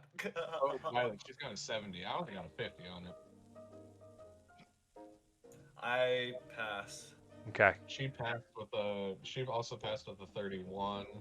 Archibald's gonna roll for shits and giggles because he's got a platinum library card. Wow. He passes too with a Okay. 21. All right, go ahead and check off a success on all of those for you. You guys are able to pull up the ordinary reference volume. It contains a drawing and short description of the small box now in your guys' possession. It notes that little is known about the box, although scholars believe it to have been the possession of the little-known Nafruka, a would-be usurper of the Egyptian throne who lived during the 3rd dynasty of ancient Egypt. The box was believed to have been given to Nafruka by the gods and was said to contain jinn that could be called upon to enact some form of service. The book states the golden box was owned by Parkenby Andersons, a British noble family. However, it was stolen in 1971 and has not been seen since. Wait, did you say 1971? Yep. Or sorry, 1871. Oh. I was like, what? As for Mew, you're able to learn that it was a fabled civilization, a reproduction of sea-eroded carvings purported by the Movian in origin closely resemble those found inside the lid of the golden box. The book offers nothing in the way of translation, and the glyphs remain indecipherable. So you learned some vagueness on the Mu civilization, but that's about the extent of what you've gained out of that text. Earlier, Violet made a history check about like the Middle Kingdom or whatever of Egypt. Does this match up with the timeline? Let me see. To be honest, I don't know that one off the top of my head. Oh shit. Okay, maybe it's not pertinent then. That would have been BC time frame. It would be the 3rd dynasty of Egypt. Oh, okay. So like 2600 BC is kind of reference period for the hieroglyphics on the outside of the sarcophagus. Does your web browser make noises? Yes, it's cool. Yeah, I use Opera GX, so you can set it up where it's themed and will make noises when you type or close or open browsers. That's awesome. It's supposed to be like a browser designed for like gaming stuff, but yeah. All right. So you kind of ran the course on the golden box, or at least what you can at the moment, and the journal. Is there anything else you guys would like to do? I can give you some examples of things that might be of relevance, but that's only if you like it. Well, I don't want the training wheels, to be honest, but if you guys want it, we can. No, by all means. Like I was gonna be like, yeah, please go for it, but now you piqued my interest of just like, let's just see how our characters handle it. Because as a player on a meta level right now, I feel like we've exhausted all our options. Is there something that we're missing? There's nothing that would impact the success of the campaign that you're missing. It's just additional Right. lore or information that may impact decision making, but it's not railroading per se. Well, here's the thing. We're coming up on lunchtime now, and if we want to be able to make it back into town, maybe we should leave now, go check out this house, and see if we can find any clues. Oh, but good lad, you said lunch. I know, a place that makes a Philly's cheesesteak that you will die for. Oh, sure. Why not? I'll entertain you in this. Yeah, DM, we'll just get a quick Philly cheesesteak for the road and get a cab or whatever the fuck. Horse and buggy. So is there anything else you would like, equipment that you would like to take with you? So this would be your chance to kind of list out what things you're taking with you. Flashlights, lanterns, any sort of Okay. weapons if you want. Oh, okay. How do we have money? How do we figure that Well, out? you guys are part of PICA, so PICA has a small selection of like pistols, hand-to-hand sort of weapons that you could take with you. They also have flashlights, like normal investigation type gear, dope pads, rope, those types of things. So anything you feel like you want to take with you, just kind of list out. If you're wanting to take a weapon, let me know what type of weapon you're wanting, and I can give you the stats on it. As far as Okay. transportation, there's kind of two ways to get out there, either using a personal vehicle or the bus. The bus leaves from Arkham at 10 a.m. and returns, it leaves first thing in the morning, so probably about, we'll say, 8 a.m., arrives at Ross's Corner at 10 a.m., then goes back through Ross's Corner at 2 p.m., arriving in Arkham at 4. Okay. So it's a little late in the day to take the bus. So if you want to use one of your personal vehicles or maybe borrow one from PICA, that would be an option. I was actually going to ask you, the way I wrote up my character's backstory is like, basically, mommy and daddy got me through very prestigious schooling, and when they died, I just like took their inheritance up to New York and started my thing. Would it be fair to say I have my own car? What was your credit rating? I don't know. Let me see. Where is that at? It should be one of your skills. Oh.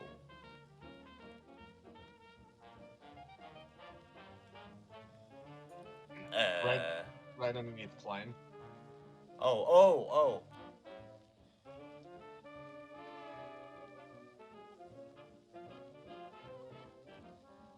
Climb? Yeah, so on the very left-hand side. It should of be your- alphabetical order for the skills. Oh, right there. My credit rating is actually 0. Never mind. Wait, that should have been one of your percentages that you put points towards. So at the lowest, it would be 40. Oh, I forgot to do that earlier. That's what it was. Yeah, that's what my credit rating is too, is 40. Okay, so maybe not then. Well, we could go with maybe you don't necessarily own. You hadn't bought the car yourself, but it was handed down to you from your parents, sort of thing. Sure. So it's not necessarily towards your inherent wealth, but a hand-me-down sort of thing. Right. Sure. Yeah, like a nice solid Model T. Okay. So Is it one of any those ones where you have to crank start it from the Yeah, front? I gotta fill it up with some water in the radiator real quick. Jimmy it, like kick it a couple times. Yeah. Specifically, Archibald does want to request from PICA a flashlight, maybe like a bottle of holy water, as well as just a standard 6-shooter revolver, 22 caliber. Go ahead, Violet. even know what I want yet. I'm still deciding. I don't know either. Okay, I'll go. I'm I'll thinking more like phasmophobia when it comes to like this. So I'm like, I want a flashlight, I want a crucifix, I want a holy water. yeah, I'll definitely take a flashlight with an extra pair of batteries on the side. You know. I also want to get a little bit of a knife because I've never been one for guns. In fact, while Archibald is like picking out his little pistola, I just look over and I take my gloves off and sort of flap them, you know, aggressively and put them underneath my arm as I grab some rope. And are there like some type of like manacle or like handcuff situation type thing? Yes, those would be there. Okay, I'll For put you, a pair of Archibald, the those. holy water, they have it. You're not 100% sure that it works. Kind of like the whole presence you've got of PICA as an organization is it's still kind of its infancy, so it's a lot of theory, not a whole lot of in practice. Sure. Okay. Continue, Gillis. Magnifying glass. And a lighter. And I think that should be good for me.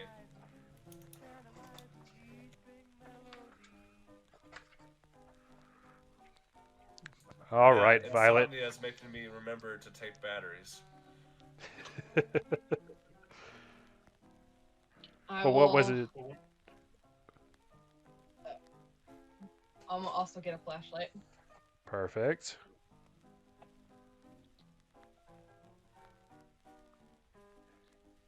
And Archibald also takes some extra batteries for the flashlight.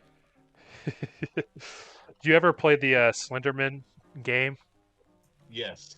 I've seen playthroughs, but yes. Yes, fucking terrified because the flashlight would have died eventually. Yes. All right, for you, Archibald, it's just a generic handgun. For your stat block there, it does 1d10, and that'll be 1d10 plus your damage bonus. And then for you, Gillis, your knife is going to do 1d4 plus damage bonus. Okay. Oh, sorry. On that handgun, it's just straight 1d10, no damage bonus on it. Oh, just 1d10. Yep. Is there anything I'm supposed to put in like the skills? There should be. It's probably blank. So it's going to be a low percentage chance of a success on there. But there should be one for firearms, rifle, shotgun, and a firearms handgun. So at a base, you should have a 20% chance with a handgun. I see that now. Okay. Is it just a number of attacks? Would that just be like one or? Well, if we get to combat, I'll go through that. It's a lot different than D&D. It's basically like you roll a D100 to attack, and then the person you're attacking gets to roll a D100 to either dodge or fight back, and it's opposed rolls on who succeeds. Okay. Interesting. You said the knife was a D4 plus what? Your damage bonus. I don't know if you have a damage bonus. That might be 0 for you.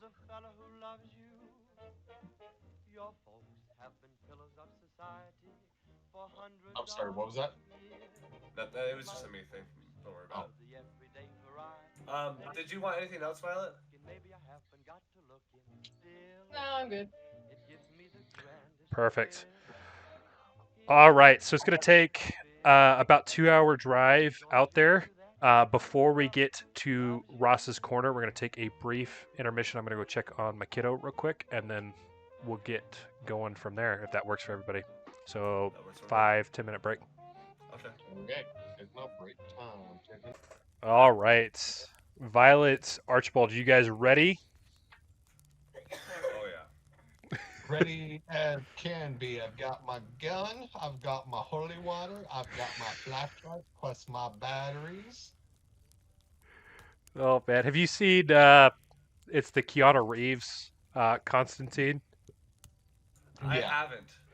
I Yeah. love that movie. Yeah, the what is it? The priest that he kind of like works with that was like an alcoholic because he could like hear voices, but that's kind of it. He's like constantly holding like the cross with his like flask. Oh Yeah. shit. All right, so as we start off here, so you guys are taking off about 2 p.m. from Arkham. It's going to be about a 2-hour drive to Ross's Corner. Is there anything you guys would like to do RP wise on that 2-hour trip there? Is it Gillis that's driving? I assume Yes. so, since it's his car. Yeah. I actually. Oh, sorry. Go ahead. I was gonna say this is like a Model T truck, right? Or like a Model T Yeah. vehicle. Yeah. So- So someone's probably sitting in the back, and someone's sitting passenger. You know what I'm saying? Archibald is definitely gonna sit passenger. Oh, that's not what I thought you were gonna say. Just enthralled by this machine. He's like, you drive this real well. What are all these levers and sticks for? As he starts like jiggling one. Okay, hold on. As the truck just begins to like spatter and stutter. Oh yeah, back. Slap him on the wrist. Like, hey, I'm just teasing with you. I know how to drive a car. Do you? I look over my shoulder and I say, "Hey, Violet, what was the last book you wrote, anyways? Let me get an idea of what kind of stuff you're working with here." It was about a haunted place, haunted house in a city that I'd gone to. Interesting. Anything peculiar about the house, or just the, creaky pipes? Well, I did see some ghosts. There was kind of haunting the top floor. Would be really cold up there. I try to make a stop, because we're at an intersection. As I look back again. I'm like, how many things have you seen? Archibald turns around in his seat to peer back at Violet. Oh, I've seen a good amount of things. So I don't too many to count. Right. And I start going again. And then I'll just kind of keep focused on the road until we get to our destination. Gillis, you must have seen something in your life. You're a man of psychology. You're a doctor. Typically, Archibald, I fix the people who claim to have seen these things.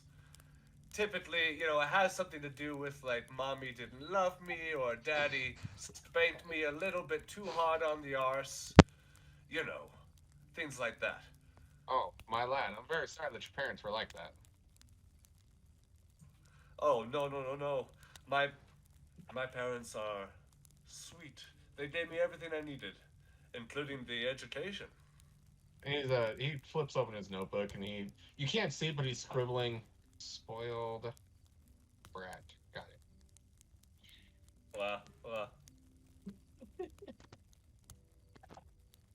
So then, where did you go to school, and when did you first decide that you wanted to study what it is that you study, since you claim to fix people who've come into contact with ghosts? Well, it's not necessarily ghosts per se. It's more so I help people in the bereavement process of loved ones that have passed. And sometimes that can mean that dear old Granny has haunted the closet upstairs, and I have to exorcise it by working out family trauma. He kind of raises an eyebrow, like a medium? I am afraid we're getting further and further away from what I actually do on a day-to-day basis. Yes, I'm very confused. You're a very confusing man.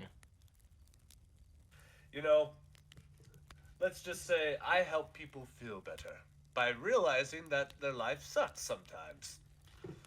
Archibald screams, "Oh God, look out!" Pull. God, and I totally do a super like dramatic like overcorrect maneuver, and like drive some poor fellow off the road or something. Give me a drive check. Oh shit! Okay. Well, I saw that. You Oh, almost boy. killed him. Drive auto right there. Is that it? That's Yeah. Not good. Not good. Oh, it was 20 and I rolled a 24. Basically, what you were already describing. Yeah, the distraction from Archbold is enough to, even though you're consistently driving your vehicle, you aren't typically having any passengers in said vehicle, and this was enough that you kind of like slowly were drifting towards the center line, and your overcorrection, you kind of like dip into the ditch, and then it takes a Oh little, shit! yeah, it takes a little bit to kind of like the wheels kind of sputter in the mud a little bit before you get back up onto the dirt road. Archibald! Nah, that's enough out of you. I'm going to focus on the road now. No more close calls. Well, you weren't focusing on the road. You almost drove us into that pothole. You're right. I should have been more careful. I'm going to focus on the road now. Archibald would just sit there in silence for the rest of the journey, kind of humming to himself. Yeah, like tapping on things in the car.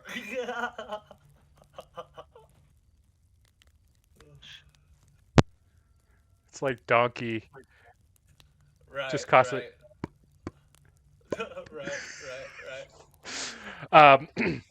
As you make your way, you end up coming up to Ross's Corner, and based off of your time, either between New York or Arkham, you can see that this is a significantly smaller town. It consists of just a few tired buildings and homes. You can clearly see the prosperity of the local farms has been in decline for some time now. If you had to guess, there's no more than 40 people that live in the town.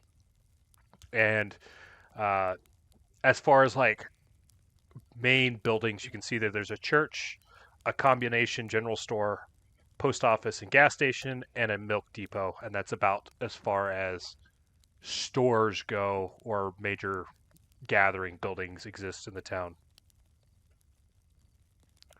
Would you like to do anything in Ross's Corner before proceeding onto the house? You have a general idea of where the house is, but it probably would behoove you to get some additional information on the locale. I'll Can we just stop at the gas station? Is it like an old school Conoco? Sort of. The gas station is one of those where like there's a general store and a post office in the building there, so it's like your one-stop shot for everything. Yeah. And Archibald will like, as Gillis is driving home, he's like, "Pull off here, sir. Chip, cheerio. Come on, let's go." right away, and I'll just pull up to a gas pump and wait for someone to come pump my gas because it's 1920.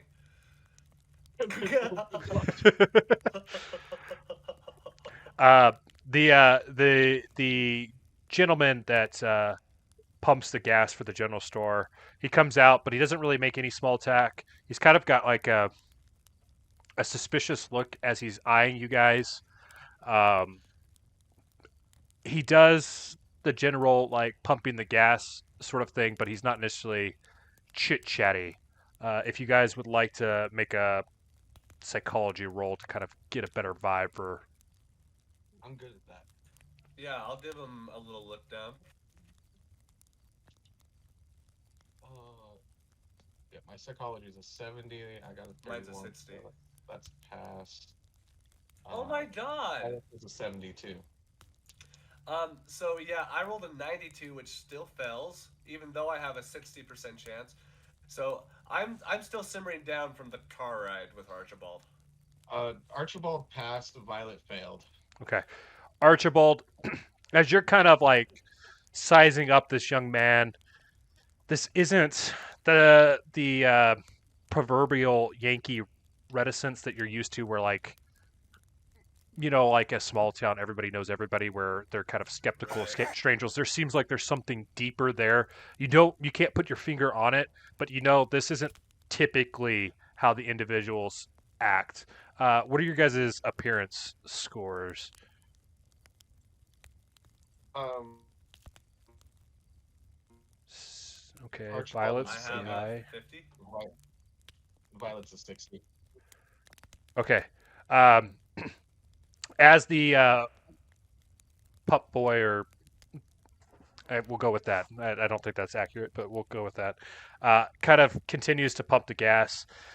Based off of the way you guys dress yourselves, he kind of gets the impression that you're more upstanding than the typical wayward souls that come through the town. Right. Snooty folk. Um, would you guys like to open conversation with him? Yeah, Archibald's gonna like pop out of the approach. He's gonna pull out his little flip book and flip it open with his pen in hand. Say, "Hey, how's it going? Archibald Whitley, private investigator. I have a few questions for you. We're going to this house. You see down at the end of the road there. Some strange things said to be going on. What do you know about it? You're from around here." Give me a charm or fast talk. I think charm fits more based off of what the way you described your conversation opener there. Ooh, but I'm better at fast talk. I mean, we could kind of say that was like a little bit faster off the cuff as you were interjecting there. So like the boy doesn't have a whole lot of time to kind of like piece together everything that you were interjecting there real quick. So if you prefer, you could do the fast talk. Yeah, because that's a 33 for fast talk, so that's a pass. 'Cause I have a Perfect. Go ahead and mark her off. The boy will kind of like look at you, size you up again. Well, are you talking about the old farmhouse off of oh, what road was that?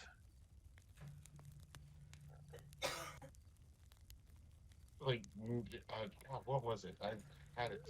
Very way. Off of Boone Road. Is that the road? Yes. Okay. Like, yeah, that's the one that I'm talking about. We were sent out there by a friend and told some strange things going on. What do you know of some like ghostly sightings, demons? Well, Something? I haven't personally been out that way, but pretty much all of us know that it's owned by some feller out in Arkham that I think his name is Merriweather. He's owned the place for years now, but it was before I was born the last time that he actually lived out that way. Uh, so it's not well maintained, and most folks around these parts stay away from it. The few folks that have gotten close have heard some peculiar noises, so we kind of call it that good old haunted house. Some of the younger fellers will go out there late at night to, you know, do the old let's see how close we can get to the house before we piss our pants and run away. But that's about the extent of anybody getting close to that there house. Piss their pants, huh? Hey, you said peculiar noises. What kind of peculiar noises were these people talking that they heard? Screaming, moaning, screeching? Uh, more like the scratching of floorboards and those types of things. Maybe the occasional wild animal screech, but I mean it's pretty wooded around here, so that's not too far out of the common I'll sort noises. of chime in after that comment, and I say, earlier you mentioned that some people have gotten into the house and made it away. Do you know any of their names? Well, not into the house. They've gone up, Oh. Can I touch the door before I get too scared type of thing. As far as I'm aware, no one's been in that house for 30 years. 30 years, you say? I look over at Violet to hear that shocking news.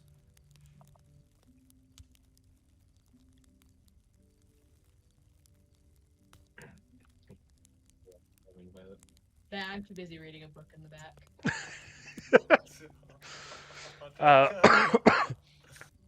But if you're wanting more particulars on any of that, uh, Ma Peters inside the general store might be able to help you out a little bit.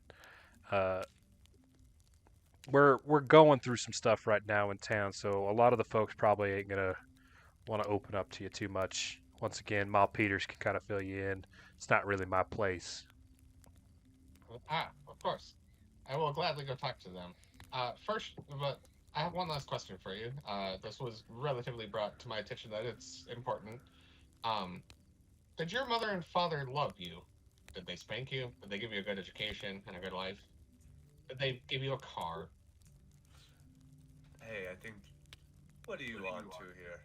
Yeah, no, these are your practices. I'm just putting them to use. You're doing it all wrong. What was the gentleman's name again? I didn't give it. We'll go with Cletus. Oh no, the one inside. Oh, Ma Peters. Ma Peters? Yeah. Hey, I sort of like put my pocket watch back in my pocket and look over to Archibald. Don't forget to ask how old he was when his parents died. And I go inside the general store. Cletus kind of just stands there dumbfounded between the conversation you guys had amongst yourselves. He kind of like finishes pumping, puts it back on the thing, and then, well, I guess I'll be seeing y'all. And he heads back into like the back room of the general store to like clean up. I like to imagine the reason why we couldn't see that his name is Cletus is because the part of his shirt that where it's sewn on, it's like sagging off. And he needs to like restitch it. Yeah, so I just head inside to find Ma Peters. Perfect. Archibald and Violet. Oh, sorry. Go ahead. Yeah, Archibald would have like just as Gillis walked past him, jaw on the floor, as he just followed him with his head, and then just like continued to walk with his jaw still gapingly open.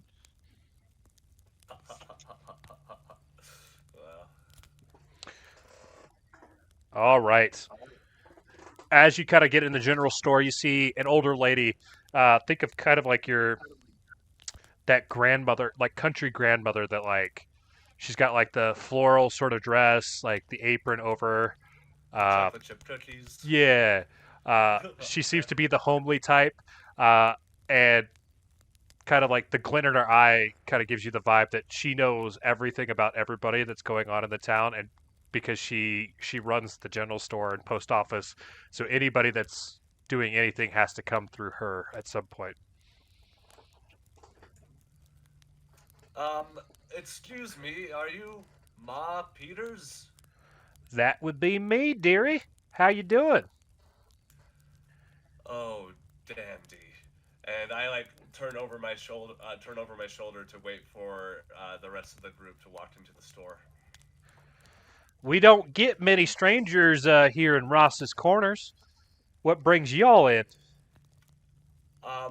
In fact, something quite dreary, potentially. We're looking to find the scoop on, I'm trying to think of lingo.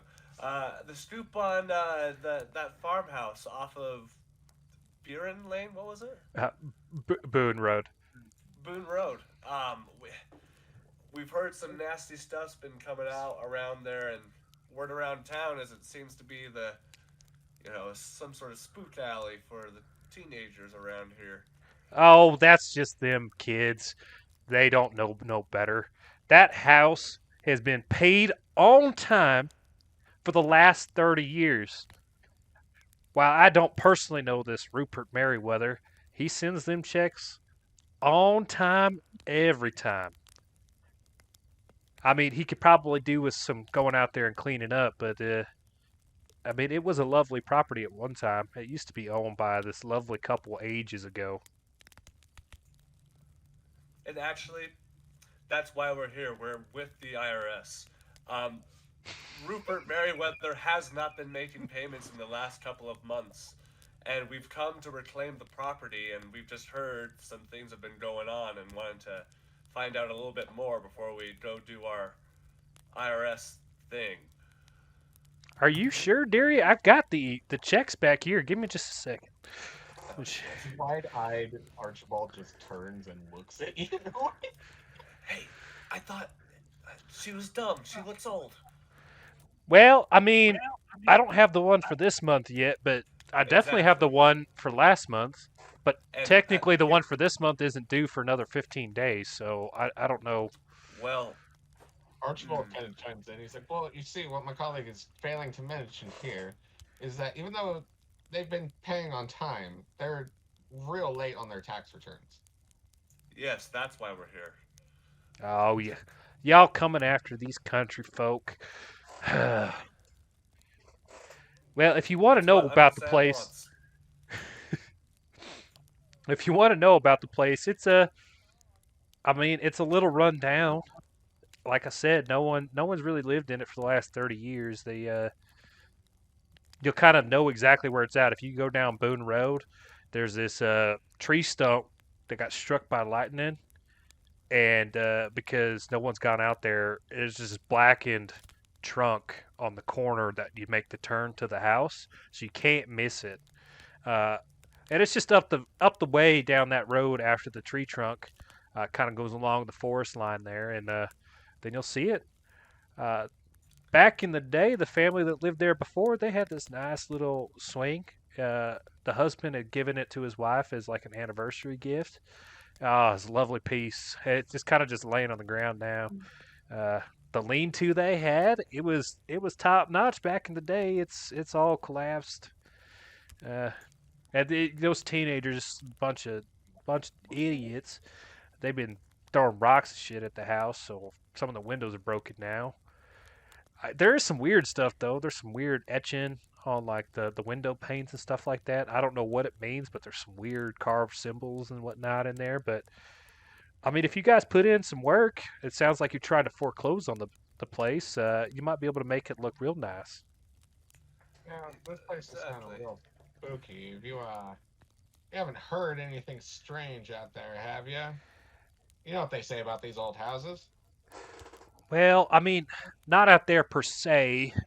Maggie McFeeder, she went out late last night to kind of like check on her horses, and no one's seen her since.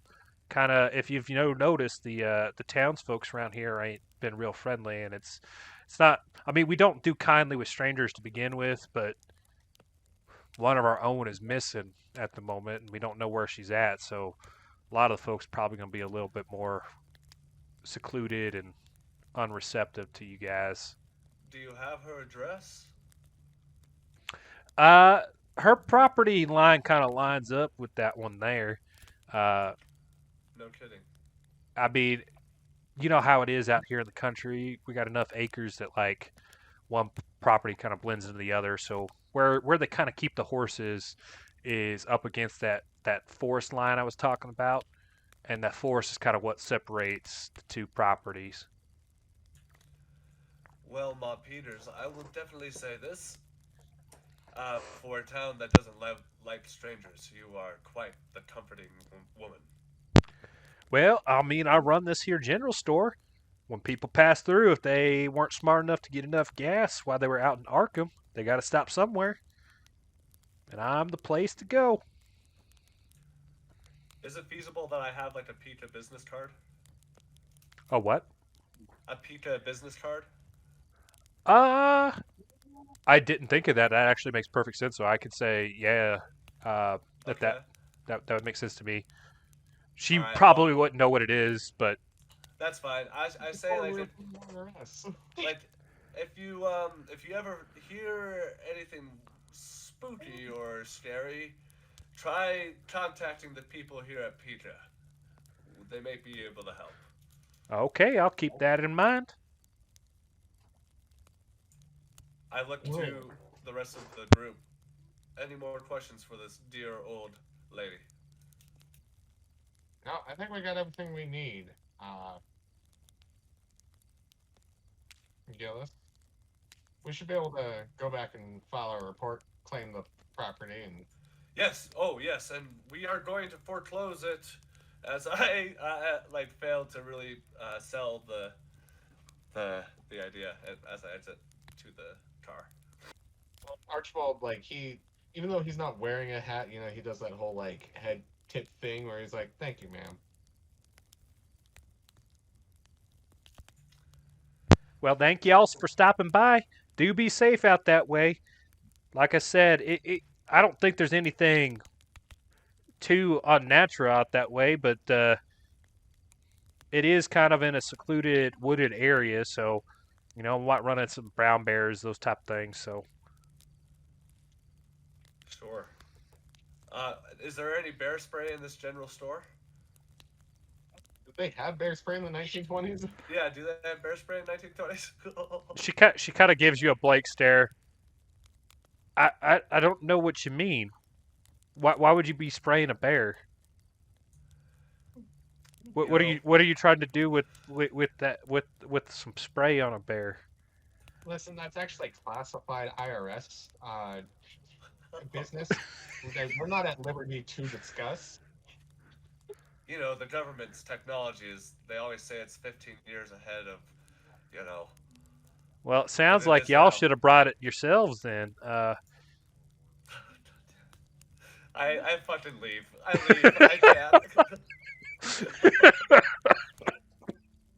Archibald's gonna follow and just like get into the car with Gillis and Violet, and as Archibald like gets back into the passenger seat and he closes the door kind of forcefully, he sighs and he looks at Gillis and he says, 11. 11. I was 11. And he just looks forward out the windshield.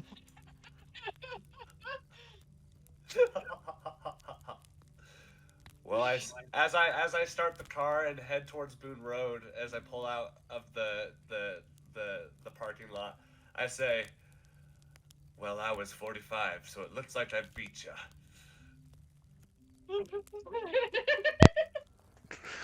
Oh man. Wow.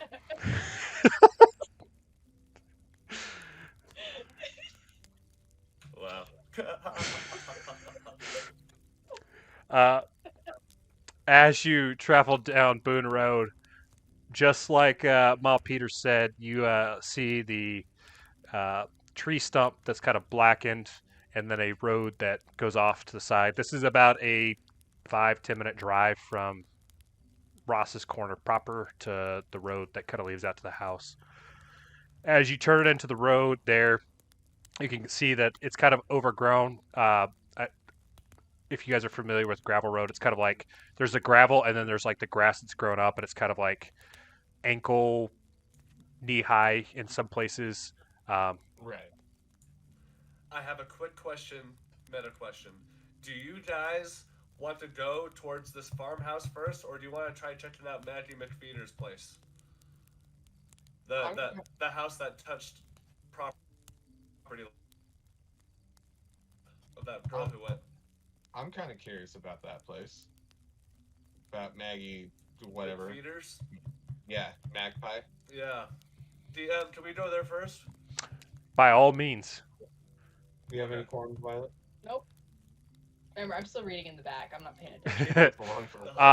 The turn for Maggie McFeeder's house would be actually before this. I'll drop in kind of a map here in just a sec.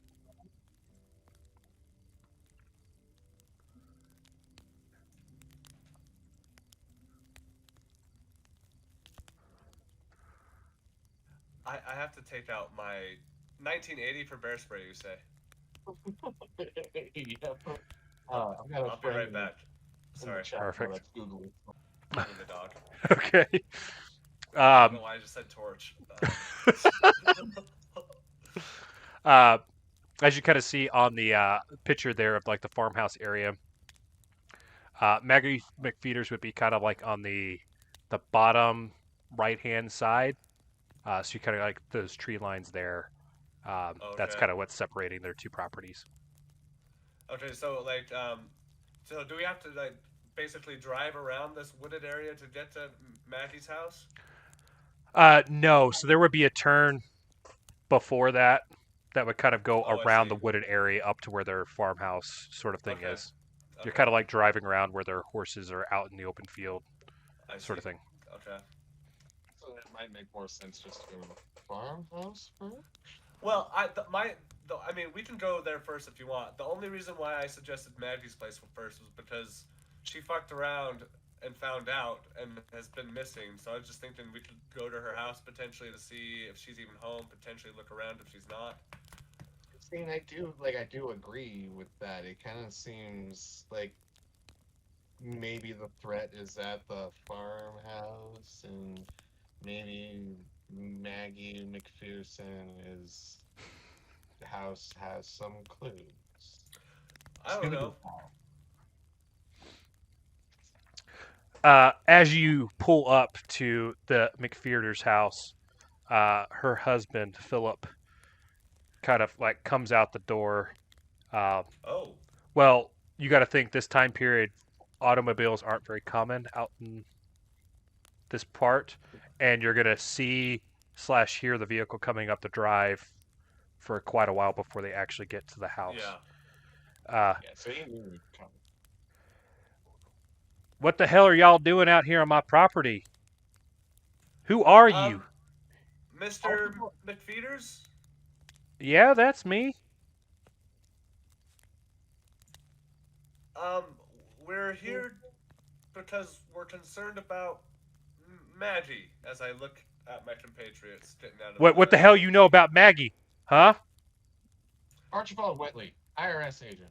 Nice to meet you. IRS agent. What the hell's the IRS got to do with my wife? Well, you see, it's been apparent that she's been missing for quite some time. I mean, if you call a day a long time, I mean, she went out last night to check on the horses, and I haven't seen her since. Yes. And are you not concerned? I mean, obviously, do you not hear the tone of my voice? Some strangers show up on my property talking about my wife. Oh shit. I kind of passively turn around for a moment to like lay in the bed I just made, realize that I'd started this all off on the wrong foot, and I turn back around. The IRS is concerned for Maggie. Roll a persuasion, or Okay. no, not persuasion. Persuasion would be like a 30-minute process. Roll me either a charm or fast talk. Okay. Oh boy. I'm gonna roll for charm. I believe in you, Gillis. Oh shit. That's gonna be a 7. Oh, extreme success. Which, I guess so. I don't know, because I'm not special in it, so I only had a 15% chance. Oh, okay. So then it would just be a hard success, but still banging it out. Wow. Kind of describe here how you use your masculine wiles to charm Philip here. Okay. I'll drop the act by creating a whole nother one.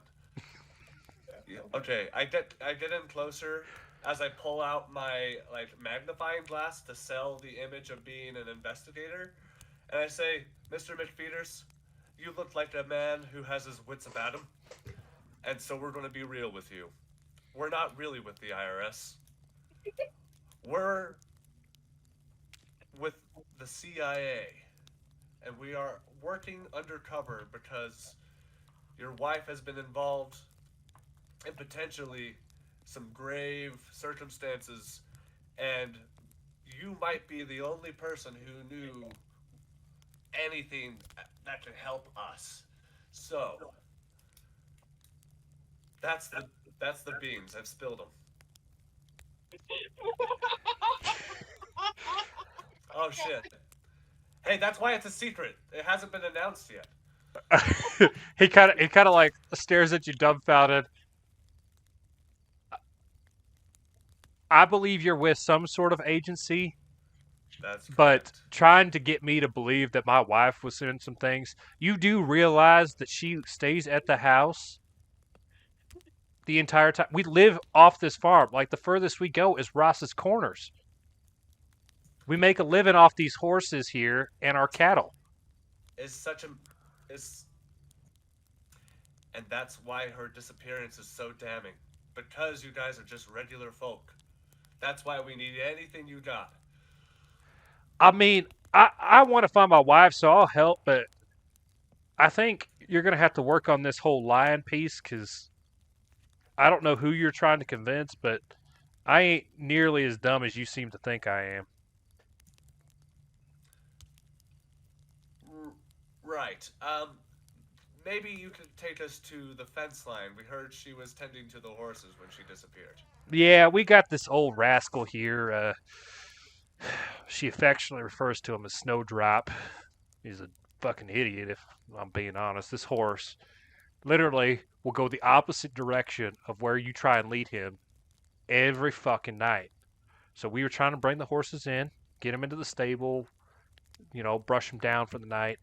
And dumbass Snowdrop went back over along the fence line to the, I think it's the Merriweather property. No one's ever really lived there, but she went out to get Snowdrop. Uh, it was late, and I was kind of fed up with it, so I kind of just went to bed.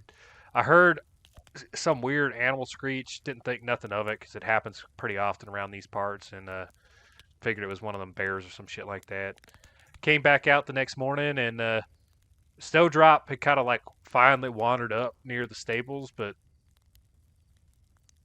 I haven't been able to find Maggie. I kind of went where the normal spots are for Snowdrop. There wasn't anything, nothing really there. No, nothing with the fences. Nothing with.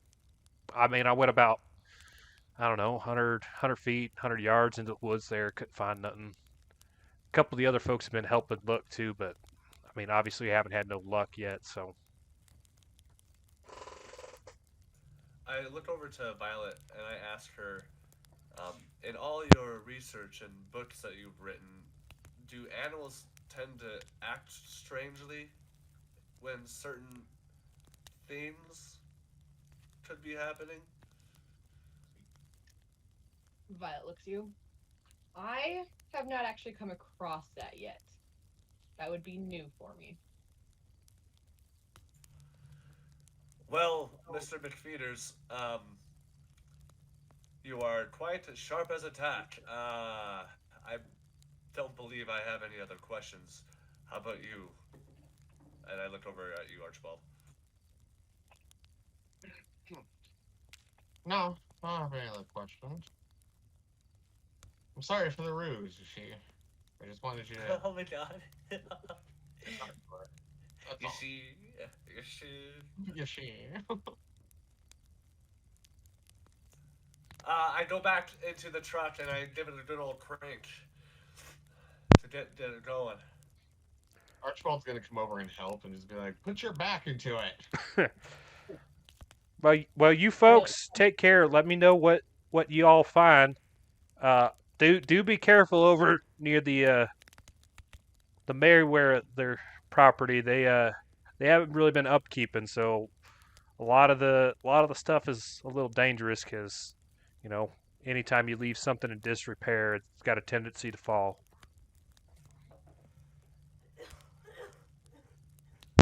I give him a head nod and I just get into the truck and sort of start taking some calmer breaths to sort of like, it was a legitimate excuse to go check out Mandy's house, but it also was a thing to help me delay the inevitable. And once everyone's in the truck, I'll just start going down the road. All right. How's everybody feeling? I'm seeing we're just after 10 o'clock. So I'm happy to go as long as everybody else is feeling. Where I'm kind of thinking to stop if we're kind of closing in on ending for the night is doing kind of the description of the farm property and everything, and we kind of close out there, or we can go a little bit longer. I think you should. What I think, I'm sensing the end coming soon. But you should give us a little bit of a spoopy taste of what we're potentially dealing with, and then I don't know. We can call it there. Yeah, so there's some investigation stuffs around the property that could kind of get what you're going for. That might be a good cliffhanger, but it kind of depends on what you guys want to do around the property as to whether or not certain things may or may not happen. So, All right, yeah, we just did it in a moment or two. alrighty. So as you guys kind of come back up to the stump there, you can see that exactly like Ma Peters explained to you, there's a burnt stump right there at the turn for the Merryweather property. Like I said, as you turn down the track there, you can see that it's very weeded. Just like she said, out in front there, you can kind of see the swing from the old couple that used to live there before Rupert and the Dark Brotherhood owned the property. It's pretty heavily wooded along the south and west side of the property line. The house itself is 18th century salt box design with a high peaked roof and windows flanked by sagging shutters. While most of the windows are broken, the ones still intact are filthy, resembling like frosted glass because of how dirty they are. It's a single-story structure comprising 2 rooms with a windowless attic overhead. The roof is a little bowed, but all the shingles are intact.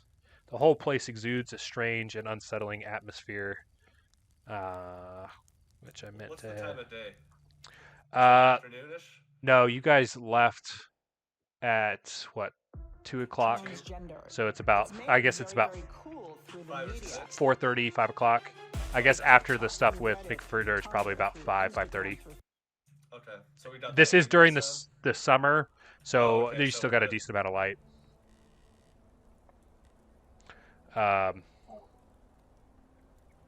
I'll just pull the car up right in front of the house. And as you kind of like step out of the car, one of the things that kind of like is unsettling is you don't hear any birds chirping or animals. Like it's just this quiet. Like just quiet. Like you can hear like the wind blowing through the trees and that type of thing, but there's no like natural life sounds that you're used to. As I get out of the truck, I close my door and discreetly put my white leather gloves on. At this point, you can kind of like get a better view of what you've got there. So you've got a collapse lean-to. So there was a lean-to at some point that's collapsed, kind of like Bob Peters had briefed to you. Behind the farmhouse, you can see that there's a old barn, some kind of holes in the roof, but it's still standing. And then off to the side, there's a well as well. And then across the road from where the house itself is, there's a garden box that's fairly overgrown. What would each of you like to do? And kind of like we did earlier, we'll kind of go through what each person wants to do. We'll go one at a time, work through all of what happens with that particular interaction, and then we'll kind of work that way. Do you want to go first, Violet? Sure. I will go and check out the overgrown garden. Oh, I was also going to do that. Okay, let's see it. Okay.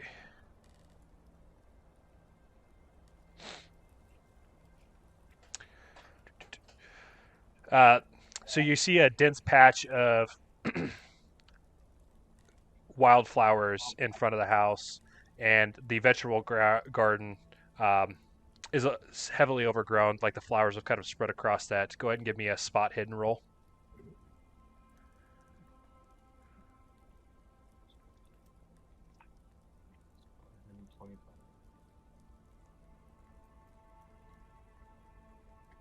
Six, and she had a 25. Oh, perfect. Jesus. Wow, What you'll notice as like if you look a little deeper past the wildflowers that have kind of like overgrown the garden is it's actually still a pretty successful garden. Like there's some carrots and potatoes and some other sort of like hardy root vegetables that have managed to thrive despite one being overgrown and two not being tended to. Other than that, it appears to be just a standard garden box. I'm gonna go pick a carrot and eat it. Ooh, yeah, do that. Perfect. I take it you're going to get all that dirt and grime there too, or you're going to kind of like brush it off. I'll try to brush it off a little bit. Yeah. Can't eat the dirty carrot. All right. Who wants to go next? Oh, she's not going to lose sanity because she eats a weird carrot? Who said it was weird? I don't know, I just assumed it might be. Archibald wants to wander over to the well.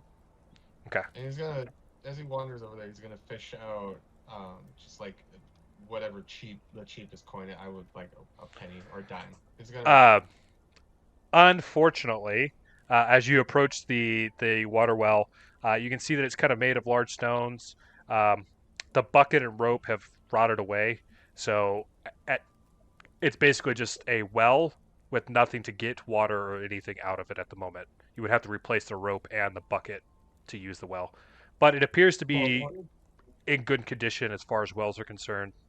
Aside from like the normal like debris that you get at the top of like the water of the well, there's nothing wrong with it. Okay, he was just gonna. He was gonna fish out like a coin from his pocket and just flick it down the well. Oh, sorry, I misinterpreted. I thought you were fishing a coin out of the well. Yeah, he's just gonna pull out like a nickel or a dime out of his pocket and just like do the whole like bum flick as it spins in the air and goes down straight down the well. Plop. That's the extent of what you get out of that one. I wish to be taller. To be taller. And the non-existent noise of the surrounding area is all you get in return.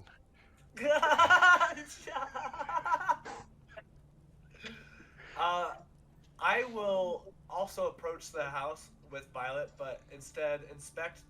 Is like was it described with a window being near the front door? There seems to be kind of like a typical like, let's say like 2 windows per side of the house. There's 8 windows. Okay, I'll first try inspecting the door. Which one?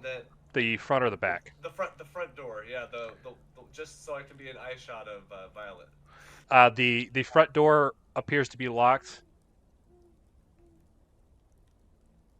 Ma Peters described some like carvings in the door or the house. Did I see what she was talking about? Yeah, so as you're kind of like getting closer to the house and looking around, you can see that grass has kind of grown up. It's pretty weedy.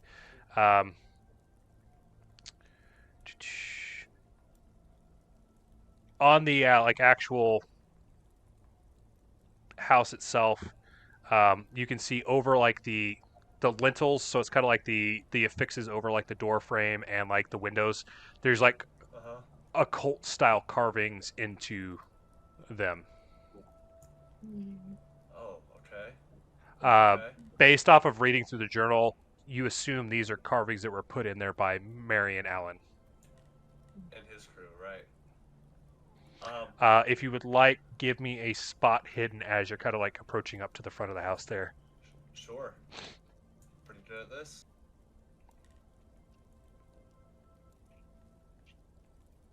Stop. I will take you out in a minute. Actually, I fail. Okay. You don't notice anything out of the ordinary aside from like the grass being heavily overgrown. Can I quickly just trench through the weeds and like see if I can see through one of the windows outside? Yes. As you kind of look in, which sort of room are you looking at? The front end there? Yes. Okay. So the front end is in the ground floor image on the map, aside from like the overall kind of like it kind of being dimly lit in there, the front room is the one that has the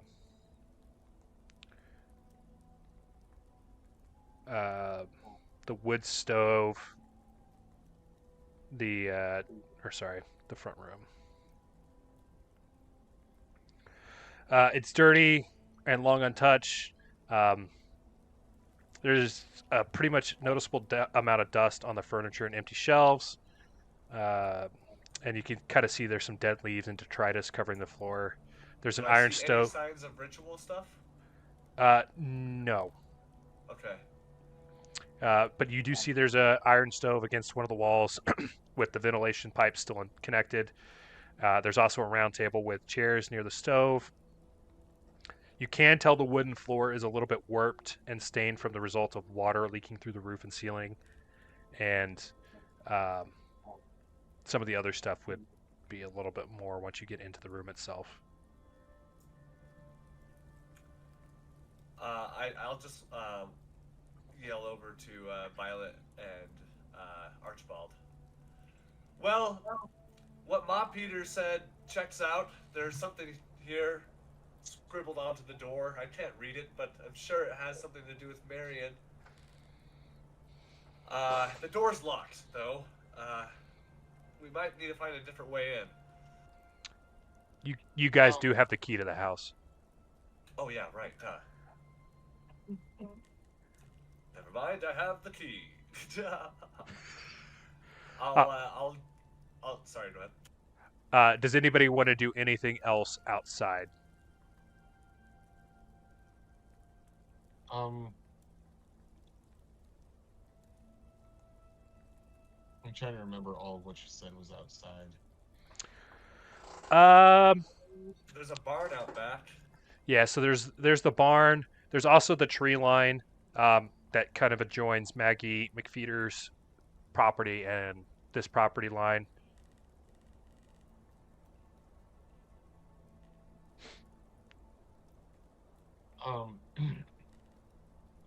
Archibald just kind of like shouts forward. He's like, "You two go on inside. I'm gonna go check around back at the barn." Oh boy. Split the party.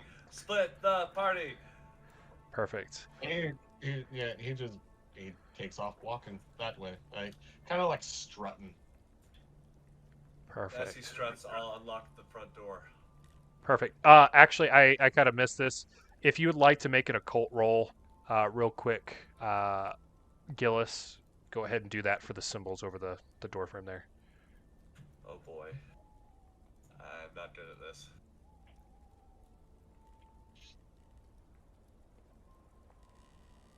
Occult. Does that start with an O? Yes. Yeah, it's all the way Okay. at the bottom, second column. Oh yeah, I fail. Okay. Whichever. So as far as you're aware, it looked like it was something important to the Dark Brotherhood, but you don't know its purpose. Okay. Okay. All right. Can Violet try to read it? If she wants to. I'm gonna try to read it. Perfect. Oh. What was that, a 55? Damn it, and hers is a 45, so she fails. Oh shit! Just so close. Yeah, I was gonna say you once again, you don't know exact purpose, but after reading the journal, you're fairly confident that Mary and Alan put it here for a specific purpose. You just don't know what purpose it is at the moment. All right, Archibald, heading back towards the barn. As you're entering the barn, please give me a dex roll. As he's like walking that way, he's just like whistling. Sure. You said a Dead deck, ladies. right? Yeah, I mean it's a equivalent of a save, just a dex roll. Right. Oh, come on, baby. Be nice to me, you motherfucker. Yeah, I failed that. My dex is a 50. I rolled a 61. Okay. Oh Oh, I hate those words. Okay. You're gonna take one hit point. Step As out you're the kind front. of like entering the barn, you're whistling, and happy-go-lucky attitude led you into some broken glass that's kind of just scattered around the barn. It kind of resulted in there's the classic rake that's upturned, and you stepped in it, and it kind of Oh flung up, no. and in your attempt to dodge the rake hitting you, you kind of like went sideways and like bumped into some broken glass. Oh shit. God. Whew. That could have been bad. Uh, I'd be kind of like walking around to make sure that nobody saw that. You don't know it, but I saw it. as you continue to kind of like look around there, you see the remains of several rusted farm tools and horse tack. Um, you don't see any animals larger than a rat living in the barn. If you're familiar, uh, kind of like natural environments, you'd expect to see maybe like a raccoon or some sort of other medium-sized animal, but literally you're seeing like very small like mice type things, and not even that many of those in the barn there. Interesting. Um.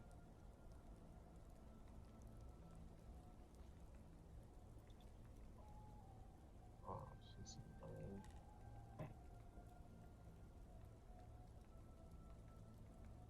Is there anything like discerning about like the tools or anything else in this room? Nothing discerning. It just appears that it's unkept. The this concerning part is no larger wildlife in the vicinity of the house.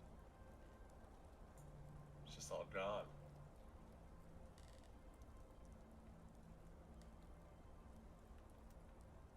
Um. Archibald's gonna search like around the barn, around that area. Okay, give me a spot hidden roll. Find some cellar or some shit. And see what I can find. Said spot hidden. Mm-hmm. Boy, come on. You son of a bitch. I failed that. Damn. Aside from some really tall grass, you don't really see anything out of the ordinary. It's overgrown and unkept.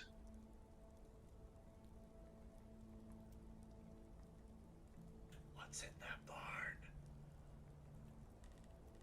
All right, he's gonna go into the barn. I've been portrayed that you were already in the barn. There's nothing in there aside from some rusted old tools and the broken glass that you already encountered. Okay, so he's gonna go and like search around the area outside the barn.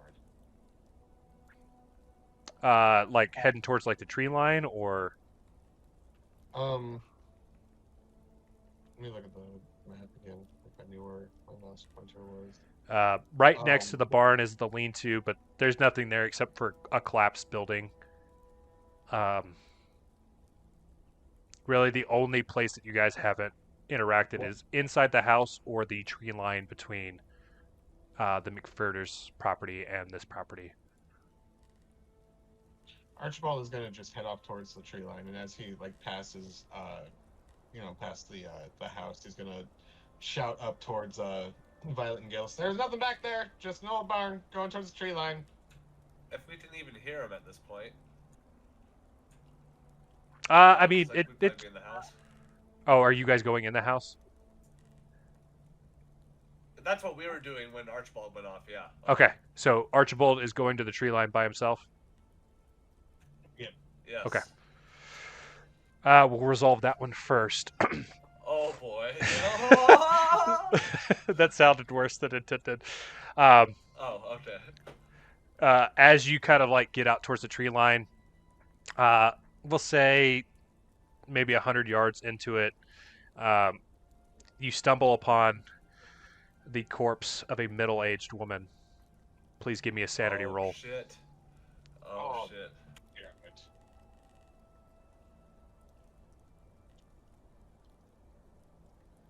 So my sanity, like I just beat that my starting number, right? Current, but your current and starting should be. Oh wait, no, I guess you're unless you failed that one, but I think everybody passed, so they should be the same. I think at the moment. Yeah. Okay.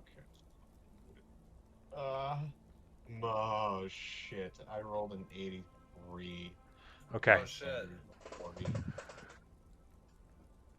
Oh no.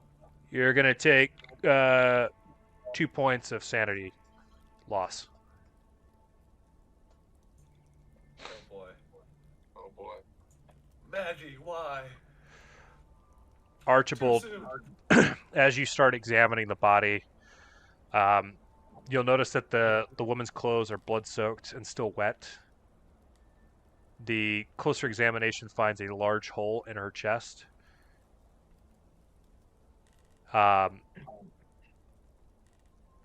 Give me How a. large of a hole are we talking? I would say kind of like human fist, maybe slightly larger, in like the chest region. We're talking like 3 or 4 inches. Roughly, Wow. it might be slightly larger than that. Give me a first aid or a medicine roll. Oh yeah, we're going first aid. Come on. Yes, that was a 2. Perfect. So what you notice is the hole is large enough that whatever attacked her could reach in and remove her heart. Oh my god.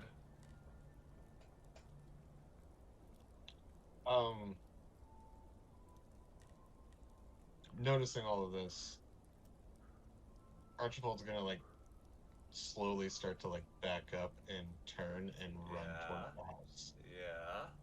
He's like screaming, waving his hand. He's like, oh God, what was her name? Maggie. Maggie. Yo, I think I found Maggie. Heart gone, ripped out. It's a bloody mess over there. Oh god. So like, he's getting back before we get into the house. You guys might be in the front room. Well, I guess we could resolve the front room real quick before we close out the thing with Maggie there. As you guys enter, Gillis, we kind of already covered some of the stuff that you would have seen in there, but basically it's a very dirty room. You can see there's kind of like a layer of dirt on pretty much everything in here. The thing that you weren't expecting based off of your inspection from outside is there's a foul odor that kind of like just smacks you in the face. You're assuming that maybe it's like just because it hasn't been upkept, because there's nothing discernible in the room that's leading to this odor that you're smelling. You just know that it smells bad. The round table that you saw in the corner, you can see that it started to rot a little bit, as well as the old couch that's in the room. Near the entrance to the second room, there's a narrow opening in the floor, revealing a steep flight of stairs down into the cellar. Oh my god. Gillis and Violet, please give me a listen roll. Okay. Wisdom. Wait. What roll was that? Listen. Listen. Yeah. She passed. 16, she rolled a 10. Oh, nice. I passed with a 29. Perfect. Both of you will hear what appears to be some like scuffling and scurrying noise coming from the floor below you. Oh fuck. I look over at Violet and I'm like, did you hear something? Yeah, it sounded like it was coming from downstairs. I'm gonna go ahead and go down and check it out. I'm like stammering, trying to get her to stop, and I like nervously pull out my hand and I start just like shaking wildly, holding my flashlight, like struggling to turn it All right. I'd say that's about 300 yards away. So we'll say Violet and Gillis, you can go down into the cellar before Archibald's able to get back to the house. Okay. Okay. Who is leading the charge down into the cellar? Fucking Violet. That I'm would behind be- in tow. All right. As you kind of make your way down into the cellar, you see a sort of like unkept beard, kind of like shaggy, dirty-looking man jump out of the shadow, and he's gonna attack at you guys. Violet, give me a spot hidden roll to see if you see this before he attacks. By George! She failed. Oh no! Okay, so all that means is he's going to get a bonus die on his attack. So this is going to be our first interaction with combat. So how combat works is the person attacking will roll, and then it's opposed versus your roll. And what that means is we're going to compare regular, hard, or extreme successes. So whoever has the better success wins that round. As a if you're the one being attacked, you have two options, either dodging or fighting back. So on a dodge, you can tie and still dodge, or higher success. If you fight back and you win, you get to make an attack on them as well as not getting hit. Okay. So he will get a bonus die, which means he'll run 2 tens place on the D100. So he takes the lower of whatever one he's rolling there. Right. And that's how we'll kind of go with this. All right. And we can roll at the same time here. Yeah, so Violet, make the D100 roll. I guess to clarify, are you dodging or are you fighting back? Oh, right. I am gonna dodge. Okay, use your dodge for determining your level of success. Okay, so she has a 25 on dodge. She rolled a 27.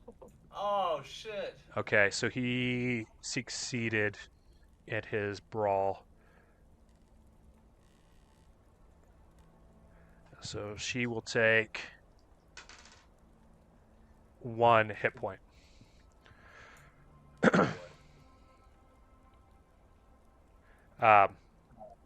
Immediately after making that attack, he's going to sprint past you guys up the stairs, kind of taking advantage of the surprise that he caused, and make his way out the back door.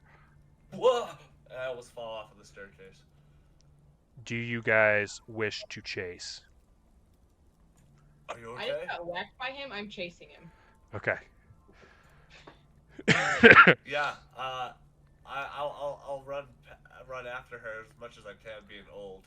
Okay, how this one's going to work is we're going to do opposed dex rolls. So, Red Jake is going to make his dex rolls. You guys are going to make yours. If you beat his dex roll, you close in on him. Does that make sense? Okay. Perfect. We'll do our dex rolls.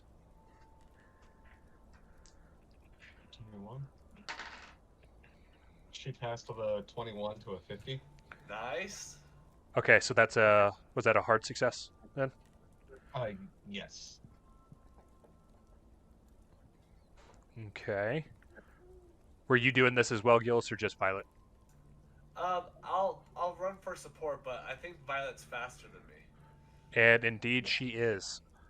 You're able to, whether it be out of frustration or what, but you kind of like linebacker attack from the back end, taking out like the back of the knees and force him to the ground. Oh, fuck yeah. Police brutality. What would you guys like to do with Red Jake at this point? Is Archibald still running? Yeah, I was gonna say, from- do we hear Archibald yelling yet? Well, so the thing is he ran out the back door and Archibald was trying to run to the front door. So there's now a house between you guys. Oh, I see. So Archibald, and I assume you kind of hear them shuffling out the house, and you probably see Gillis standing at the back door because he didn't actually chase. But you wouldn't see Violet; she's kind of out in the field, closer to where the barn is, after tackling Red Jake. As far as Red Jake, at this point, Archibald! oh, sorry, go ahead.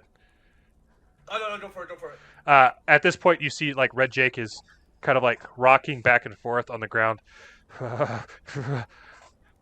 Creepy voices. Attacking. What is... Oh, shit. I get closer. Do you have him? Am I safe? I mean, are you safe? I think so, yes. Archibald, have you caught up at this point? Yeah, Archibald would have been shortly after Gillis as he left the house, hearing him say that. What's going on? What do you got over there? By George, Violet was almost stabbed. He goes, and you did nothing, man. No, not almost. I was stabbed. Well, hit with a like a table leg, but same. Sure. I didn't describe it, so that's a fair point. I just thought, when I think homeless guy, I think knife. I guess that's all I know. Yeah. If you guys would like to make a psychology roll to kind of ascertain what's going on with Red Jake, feel free to. Yeah.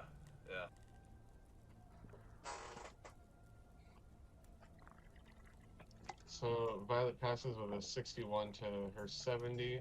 Oh, Jesus. Nice. And Archibald passes with a 68 to his 70. All right, so all three of you are able to kind of ascertain, based off of his rocking back and forth and muttering, that he is in complete shock. As you like inspect a little bit more, you can see that his face is kind of like white, and he's like just in straight terror. If you would like to calm him down with words, you can do that. You could also attempt a psychoanalysis on him as well, if that would be more your speed. My psychoanalysis is a 21. Violet's is a 20.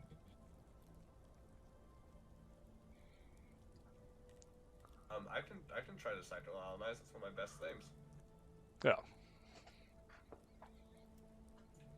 Okay. That was I rolled a 31, and it's just under my 35 of whatever that means. Is that your half? Yes. Okay, so that was a hard success, which is fantastic. So, using your methods as a psychologist and psychoanalyst, you're able to calm Red Jake down enough. You kind of like see the blood kind of like come back to his face, and like, while he's not the most upkept sort of individual, you can see that he's calm enough to now kind of like talk through what happened. What are you guys doing here? This isn't safe. What are you doing here if it isn't safe? I made the mistake of coming here overnight to just spend the night, and I paid for it dearly. I came here yesterday, just traveling a countryside, and after sitting down to have some dinner with a fire, there were some weird noises coming from upstairs. I ended up running out of the house, and some sort of monster attacked me, and it was chasing me, and about the point it was going to take me out, it made this piercing screech, and then turned off into the woods after someone else. It's straight terror. I stayed under one of the logs out there, just hiding, praying to God it never came back. Luckily, it never did, and I came back into the house here to get my belongings, what little they are, when you guys arrived. So, in my fear, I ran down into the cellar, which is where you guys found me. Do you know what killed that poor girl over there? What poor girl? If someone's dead, I assume it's whatever was after me. And he kind of like starts to shake again. Oh shit. No, it's okay. I'm sorry. There wasn't a dead girl. I was just testing you. I don't know what it is. I couldn't see it. But it was terrifying. And its presence just exuded sheer darkness. As I look up towards the tree line where Archibald just came from. Archibald leans down to or gets close to Gillis. I believe I found Maggie. It's not good. It's not good at all. Oh boy. Jake, you said your name was?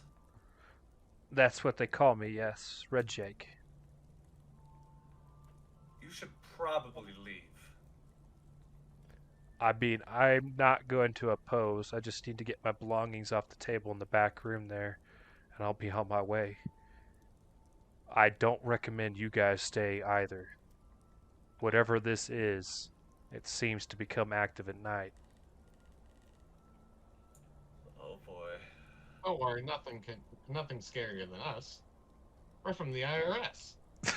Oh my god.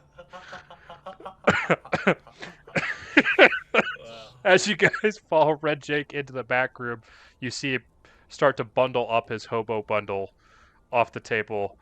So you kind of piece together that while the IRS probably is scary in some people's eyes, it has no impact on him because he's already living at the lowest end of the life scale. I think this is where we're going to end tonight. We'll kind of close the loop on how we're going to handle Maggie McFeeder's body at the start of next session and get into the rest of the house. Oh boy. Oh boy.